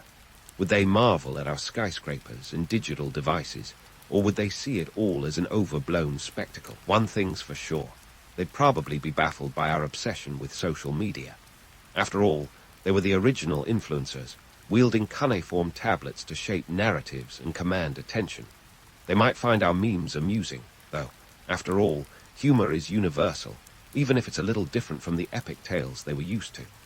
And speaking of tales, the Sumerians were the original storytellers, penning myths and legends that have echoed through the ages. The Epic of Gilgamesh, for instance, is not just a story of gods and heroes. It's a reflection of human nature, exploring themes of friendship, mortality, and the eternal quest for meaning. It's the kind of tale that resonates with anyone who's ever wondered what it all means. So, pretty much all of us. As we continue to unravel the layers of Sumerian life, remember that their legacy is not just about what they built or wrote, but about the questions they asked and the solutions they devised. They were pioneers in every sense of the word, navigating a world of unpredictability with a blend of creativity and practicality. They remind us that civilization is not just about monuments and math, but about the shared endeavor of making sense of the world around us. So, as we stand on the shoulders of these ancient giants, let's keep our eyes peeled for the next chapter in this saga. The Sumerian story is far from over, and there's more to uncover about their enduring influence on the civilizations that followed. From the spread of their innovations to their impact on the cultural fabric of history, the Sumerians have a lot more to teach us. Stay tuned, because the cradle of civilization is still rocking the world, one clay tablet at a time. So, as the cradle of civilization rocks on, let's dive into the part of the Sumerian saga that historians like to call the Great Unraveling. Picture the Sumerian city-states around 2000 BCE, like a glamorous celebrity couple headed for a very public breakup. It's a tale of environmental chaos, economic woes, and political intrigue, where Mother Nature and human ambition team up to give us a masterclass in how not to keep a civilization afloat. First, let's talk about the environment. Remember those temperamental rivers, the Tigris and Euphrates? They were like nature's version of a diva, and eventually their unpredictability caught up with the Sumerians. Over time, the very silt that turned the plains into fertile farmland began to have a darker side, salinization. This process, which sounds as ominous as it is, meant that irrigation left behind salt deposits in the soil, causing it to become less productive. Imagine trying to grow crops in a giant salt shaker. It's not exactly a recipe for success. By the time the Sumerians realized what was happening, it was too late. Yields plummeted, and the agricultural backbone of their society started to crumble like a clay tablet in the rain. But the environmental challenges were only half the story. Economically, the Sumerians were feeling the squeeze too. The trade networks they had so painstakingly established began to fret. The rise of competing powers along those trade routes meant that wealth wasn't flowing into the Sumerian city-states as freely as it once did. It's like when your favorite band suddenly has to compete with a dozen new acts for a spot on the charts. The hits just weren't coming like they used to. Politically, the Sumerian city-states were a hot mess. Imagine a boardroom filled with CEOs who all think they're the smartest person in the room, but none of them can agree on which direction to go. Alliances that were once rock-solid began to disintegrate, and petty rivalries turned into full-blown conflicts. The priest-kings, who had once been the ultimate power brokers, found themselves increasingly outmaneuvered by ambitious generals and rival factions. It was a classic case of too many cooks in the kitchen, and the resulting stew was more bitter than sweet. In the midst of this chaos, outside forces began to circle like sharks sensing blood in the water. Enter the Amorites, a Semitic people from the north who were less interested in peace treaties and more interested in, well, taking over. With their knack for exploiting Sumerian weaknesses, they began to infiltrate and eventually dominate the region. By the time Hammurabi, the most famous of the Amorite kings, came to power in Babylon a few centuries later, the Sumerian city-states were already shadows of their former selves. As the curtain fell on the Sumerian civilization, one might be tempted to simply write them off as another failed empire, but that would be missing the point entirely. The Sumerians may have been undone by salt and squabbles, but their legacy is as enduring as the clay tablets they left behind. They set the template for urban life, creating the blueprint for how human societies could be organized and governed. Their innovations in writing, law, and architecture laid the groundwork for future civilizations to build upon, like an ancient relay race where the baton was passed from one culture to the next. But how much credit should we really give them for the quirks of our own civilization? Are we truly living in the shadow of the Sumerians, or is that just a romantic notion we cling to like a security blanket? The truth is, human societies have always been a patchwork of borrowed ideas and innovations. Sumer's influence is undeniable, but it's just one thread in the vast tapestry of human history. They were the trailblazers, yes, but countless others have picked up where they left off, adding their own twists and turns to the story. So, what can we learn from the rise and fall of the Sumerian city-states? Perhaps it's this. Civilizations are as fragile as they are resilient. They can blossom in the harshest of environments, yet crumble under their own weight if not carefully tended. The Sumerians remind us that progress is not a straight line, but a winding road filled with detours and dead ends. It's a journey where the past is never truly in the rearview mirror. It continually shapes the path ahead. In the end, the Sumerian story is not just about the bricks and mortar of their cities, or the laws they etched in clay. It's about the human spirit's relentless drive to create, innovate, and adapt, even when the odds are stacked against it. Their legacy is a testament to both the triumphs and trials of our shared history, a reminder that every civilization, no matter how mighty, walks the fine line between order and chaos. And so, as we wrap up this tale of ancient ambition and ingenuity, let's tip our hats to the Sumerians, the original city slickers who dared to dream big in a world full of unpredictable rivers and shifting sands. Their story may have ended thousands of years ago, but their echoes continue to resonate, reminding us that the journey of civilization is far from over. It's a journey we're all a part of, one that continues to unfold with each passing day as we build upon the foundations laid by those who came before us. So, here's to the Sumerians, the pioneers who turned mud into legends and gave us a glimpse of what's possible when human creativity meets the challenges of the world. The air in 1888 London was a peculiar cocktail, equal parts fog and industrial soot, with a pinch of horse manure for good measure. And in the East End, a neighborhood called Whitechapel was the kind of place that even the fog seemed to avoid. This was the stomping ground of Jack the Ripper, a figure shrouded in as much mystery as the filthy smog clinging to the cobblestones. But before we dive into the grisly details of his infamous spree, let's set the stage with a look at the not-so-glamorous backdrop of Victorian London. Life in Whitechapel was as tough as the beef pie crusts sold at the local market. The area was a melting pot of immigrants, mainly Jews fleeing pogroms in Eastern Europe, alongside Irish workers and those who simply couldn't afford to live anywhere else. The neighborhood was overpopulated, underfunded, and smelled like it. In fact, Whitechapel's population density was staggering, with about 80,000 souls crammed into a couple of square miles. That's roughly the same population density as Manhattan today, minus the skyscrapers and artisanal coffee shops. The economic realities were equally grim. The average wage for a laborer in this part of town was about 22 shillings a week, or roughly $125 in today's money. Meanwhile, a loaf of bread cost around 2 pence, which doesn't sound like much until you realize that rent could devour half a worker's income faster than a rat could scuttle across a grimy floorboard. This left many families scraping by, often skipping meals or resorting to the workhouse. Victorian England's version of social services, only with more Dickensian gloom and less actual aid. Contrary to the romanticized visions of Victorian elegance, hygiene was more of a suggestion than a standard in White-Capel. The streets were often a sludgy mess of mud and refuse, the kind of muck that would make modern germaphobes break into hives. Chamber parts were emptied into open sewers, and the Thames was a festering cesspool that doubled as a water source. Bathing wasn't exactly a daily ritual. For most, it was more of a monthly extravagance, assuming you had access to a bath at all. Transportation was equally thrilling.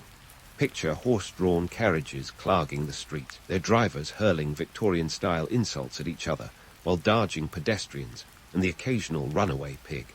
It was a symphony of chaos, with the constant clatter of hooves and the unmistakable aroma of manure wafting through the air. If you think your morning commute is rough, try navigating this equine obstacle course with only the dim glow of gas lamps to guide you.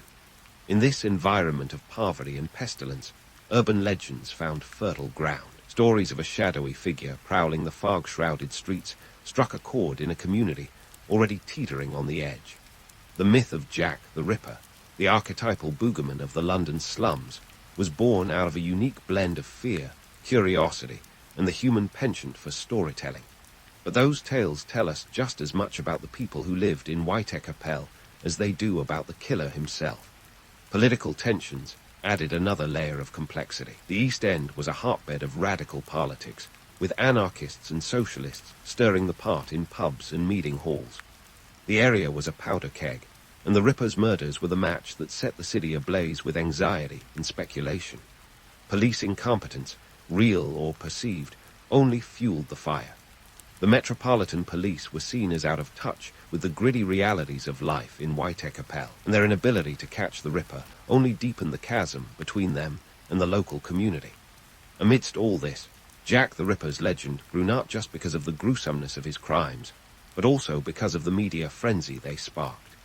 The burgeoning tabloid press seized on the story with glee, churning out lurid headlines and speculative articles that would make even today's clickbait seem tame.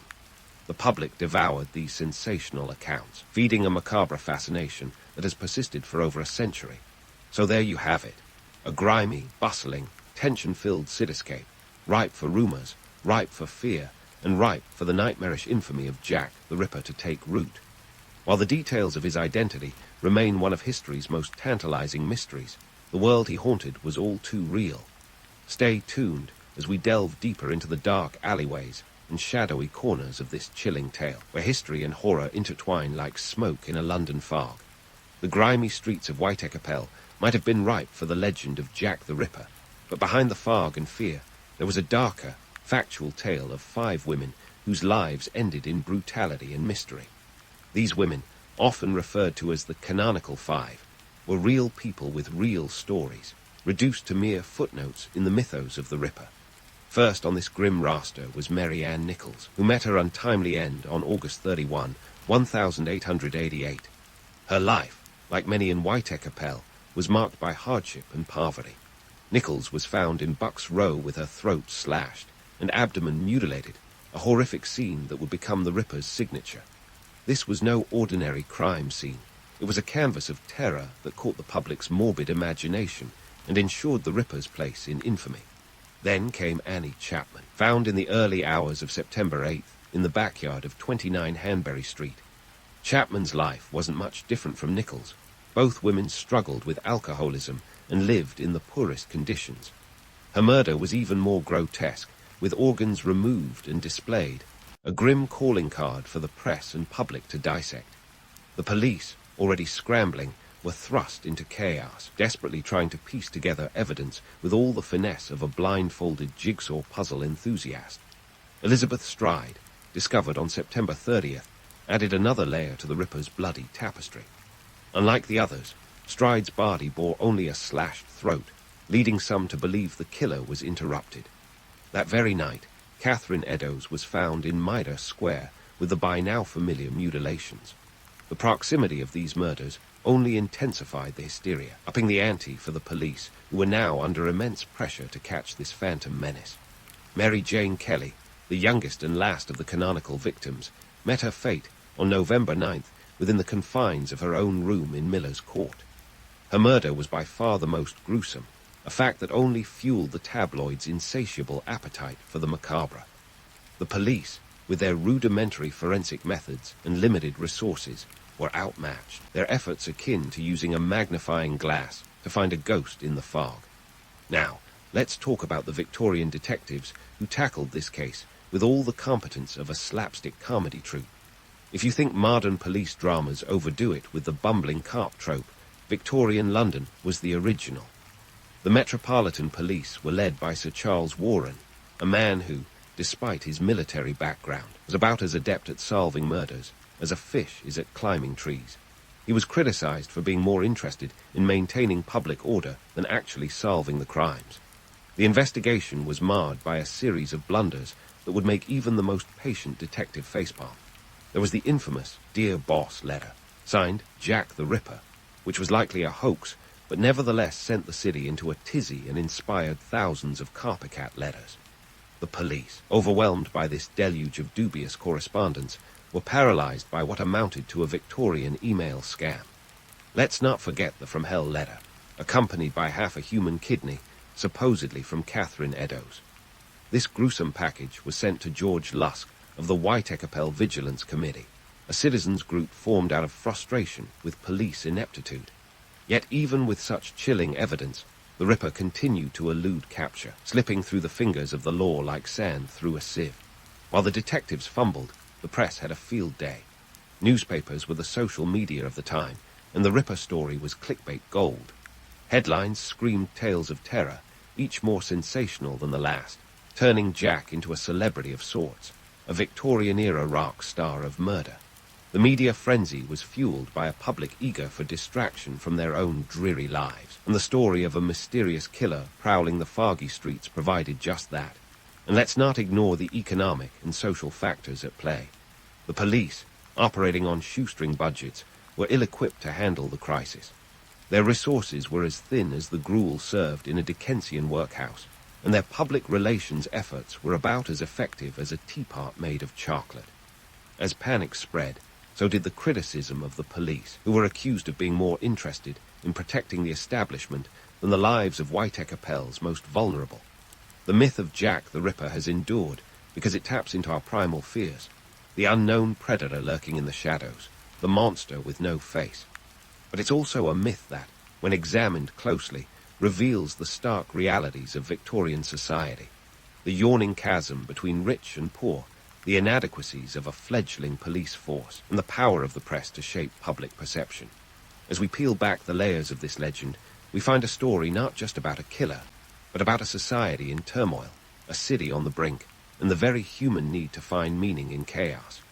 The Ripper's shadow looms large, but what it obscures is a tale of real people, real suffering, and a world grappling with the dark underbelly of modernity.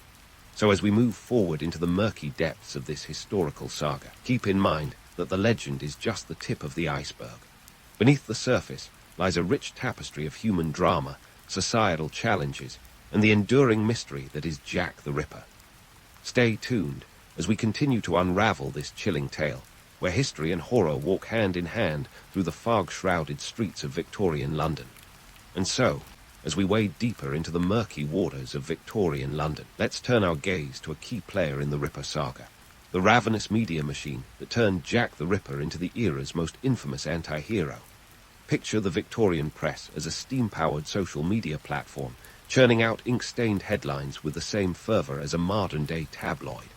They were the original purveyors of clickbait, only instead of clicks, they were after pennies, obscene amounts of them, if possible. In 1888, the newspaper industry was booming like a Victorian gold rush. London had over a dozen daily papers, each vying for the eyeballs and coins of an ever-curious public. The penny press, so named because of its affordability, was the great equalizer, bringing the news to the masses. But let's be honest, it wasn't news they were selling. It was sensationalism wrapped in a thin veneer of journalism. And nothing sold quite like a good old-fashioned murder mystery. The Ripper case was a gift from the lurid headline guards, landing in the editor's laps with all the subtlety of a brick through a window. In the span of a few months, newspaper circulations soared like the price of Victorian gin. People just couldn't get enough of the grim details. The Star, for instance, saw its sales double after the first Ripper murder. And why not? The story had everything: mystery, danger, and a villain as elusive as he was terrifying. Now, let's dissect how these papers painted Jack the Ripper into the legend we know today. The language used was as colourful as a peacock on parade, with adjectives flying around like confetti at a Victorian fete. Each article was a melodrama in print, with Jack portrayed as a shadowy figure with almost supernatural abilities. He wasn't just a killer, he was a spectre, a phantom, a ghoul haunting the foggy streets of Whitecapel. The press didn't just report on the Ripper. They crafted a character straight out of a Gothic novel, playing into the darkest corners of the public's imagination. Take, for example, the infamous Dear Boss letter. While likely a hoax, it was pure catnip for journalists. With its boastful tone and chilling signature, it was splashed across front pages, fueling the fire of public hysteria. It didn't matter that the police regarded it with skepticism. It had all the makings of a bestseller in a world where fiction often masqueraded as fact. And then there were the illustrations. Oh, the illustrations. These woodcut images brought the drama to life, with shadowy figures lurking in alleys and grim depictions of crime scenes. They were the gif of their day, adding an extra layer of macabre fascination. If you think today's media can be exploitative, consider this.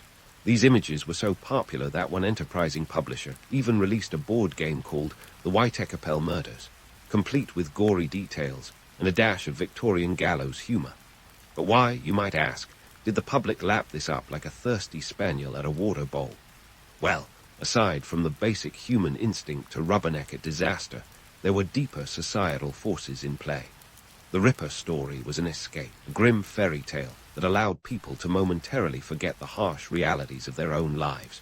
In a world where poverty and disease were everyday companions, the idea of a villain who was both a monster and a mystery was intoxicating. It also spoke to broader anxieties of the time.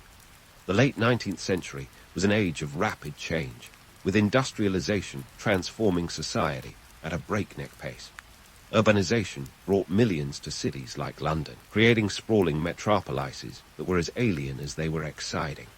Amidst this upheaval, the Ripper symbolized the chaos lurking just beneath the surface, a reminder that civilization was but a thin veneer over primal darkness. And let's not forget the role of class. The Ripper's victims were from the fringes of society, their lives a testament to the stark inequalities of Victorian England. Yet in death, they were thrust into the limelight, their stories consumed by a public hungry for scandal and sensation. The murders were a grim equalizer, momentarily bridging the gap between the haves and the have-nots, if only in the pages of the morning papers. The media frenzy also reflected the tensions between the burgeoning middle class and the traditional elites. The press, a voice for the everyman, took great delight in skewering the establishment, using the Ripper case to highlight police incompetence and governmental indifference. It was a public relations nightmare for the powers that be, who were as adept at handling the press as a hedgehog is at juggling. As we peel back these layers of sensationalism, we're left with a story that is as much about the media and its power to shape narratives as it is about the crimes themselves. The Ripper's legend is a testament to the enduring appeal of mystery and mayhem, a reminder that, even in the grimmest of stories, there is a human need to find order in chaos. Yet, as we prepare to delve further into this tale, remember that behind the headlines and hyperbole were real lives, real tragedies, and a society grappling with its own demons. The Ripper may have been the star, but it was the world around him that set the stage for his grim performance.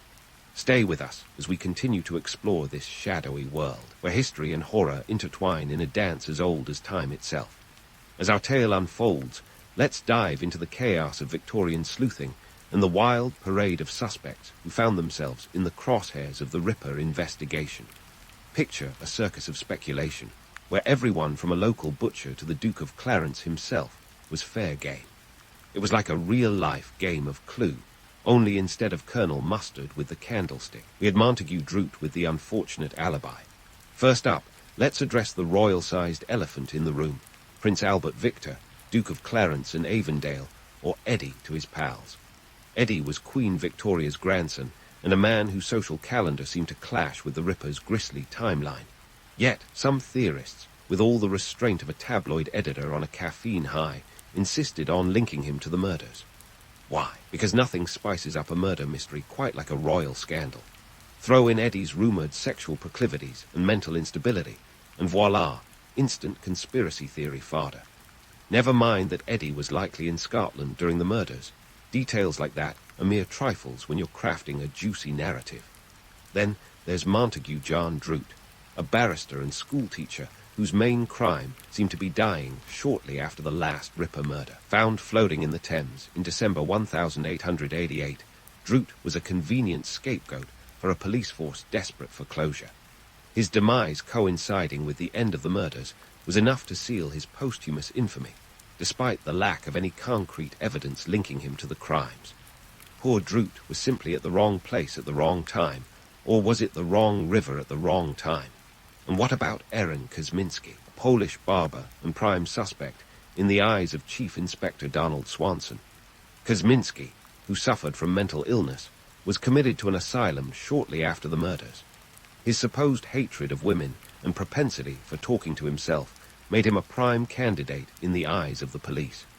Yet, his profile seems more tragic than sinister, a reflection of the xenophobic and classist undertones lurking beneath the surface of the investigation. Kosminski's story is less about evidence and more about the prejudices of the time. Speaking of colourful suspects, let's not forget Walter Sickert, the flamboyant artist who turned the Ripper tale into his personal muse. Sickert was a man with a penchant for painting macabre scenes, and modern theories suggest he might have had a more hands-on approach to his art. Yet, the evidence is circumstantial at best, hinging on his eccentric personality and a penchant for spooky subject matter. Sickert's inclusion on the suspect list says more about the enduring allure of the tortured artist archetype than it does about his guilt. Of course, the suspect list wouldn't be complete without a nod to the butcher, the baker, and the candlestick maker. Okay, maybe not the candlestick maker, but you get the idea. Local tradesmen found themselves under scrutiny due to their easy access to sharp tools and late-night hours. But with no more evidence than a well-timed shadow, these theories floundered under the weight of their own implausibility. And then there were the self-proclaimed Ripperologists, those amateur detectives who, with all the fervour of a dog with a bone, dedicated themselves to solving the mystery. Their enthusiasm was matched only by their lack of credentials, yet their theories have persisted, a testament to the human desire to find patterns in chaos. From handwriting analysis to phrenology, yes, really. They employed every tool in the Victorian detective kit, often with results as baffling as the crimes themselves. But let's not gloss over the absurdity of some of these theories. For instance, the notion that the Ripper had to be a surgeon due to the precision of the mutilations. This theory conveniently ignores the fact that anyone with a steady hand and a sharp knife could achieve similar results, not that we're suggesting you try. And let's not forget the emphasis on handwriting analysis, a pseudoscience that was about as reliable as predicting the weather by reading tea leaves. So why do these wild theories persist, you ask? Because they tap into our eternal fascination with mystery and the macabre. We love a good puzzle, especially one that's unsolved and tinged with the aura of the forbidden. The Ripper case is the ultimate whodunit, a story that invites speculation and encourages even the most rational among us to indulge in a bit of conspiratorial whimsy.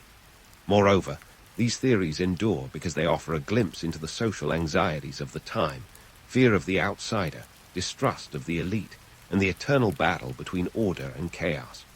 The suspects, like the Ripper himself, are merely avatars for the larger forces at play in Victorian society. In a world that was rapidly changing, where the boundaries of science and morality were being tested, these theories offered both a comfort and a cautionary tale. So, as we sift through the suspects and their stories, let's remember that the Ripper's true identity is less important than the legacy he left behind. It's a legacy that continues to captivate and confound, a testament to the power of mystery and the enduring allure of the unknown. Stay with us as we venture further into this labyrinth of history and horror, where each twist and turn reveals another layer of this enduring enigma. As we delve into the murky corridors of history, pondering the Ripper's legacy, it's clear that Jack the Ripper remains an enigma wrapped in fog and bloodstains. But why does this tale endure, you ask? It's a cocktail of mystery, horror, and human curiosity, shaken, not stirred, with a twist of Victorian melodrama. The Ripper story is the ultimate unsolved mystery, and let's face it, humanity has an insatiable appetite for puzzles, especially those sprinkled with a bit of the macabre. Consider the economic and social shifts since 1888. We've traded horse manure and gas lamps for car exhaust and LED lights, yet the thirst for a good whodunit hasn't waned. The Ripper tale has transcended its grimy origins in White-Capel to become a cultural touchstone, a boogeyman for the ages. In a world constantly in flux, the Ripper stands as a reminder of the chaos lurking beneath the surface. He is the ghost that haunts our collective imagination, a shadowy figure conjured up whenever society feels a little too safe or too mundane. The late 19th century was a time of seismic change, with industrialization and urbanization reshaping the landscape faster than you can say steam engine. It's no wonder the Ripper's story resonated. His reign of terror was a dark reflection of the anxiety and upheaval of the times. The economic disparity of Victorian London, with its stark divide between the haves and the have-nots, was fertile ground for the kind of fear and fascination that the Ripper inspired. And let's not forget the press, those ink-stained purveyors of panic who turned the Ripper into a household name. The media machine, with its penny papers and sensational headlines, ensured that Jack would never be forgotten. Fast forward to today, and the Ripper's legacy is alive and well, even as the cobblestones of White-Capel have given way to gentrified streets and hipster coffee shops. The fascination with unsolved mysteries has only grown, fueled by the rise of true crime podcasts and TV shows.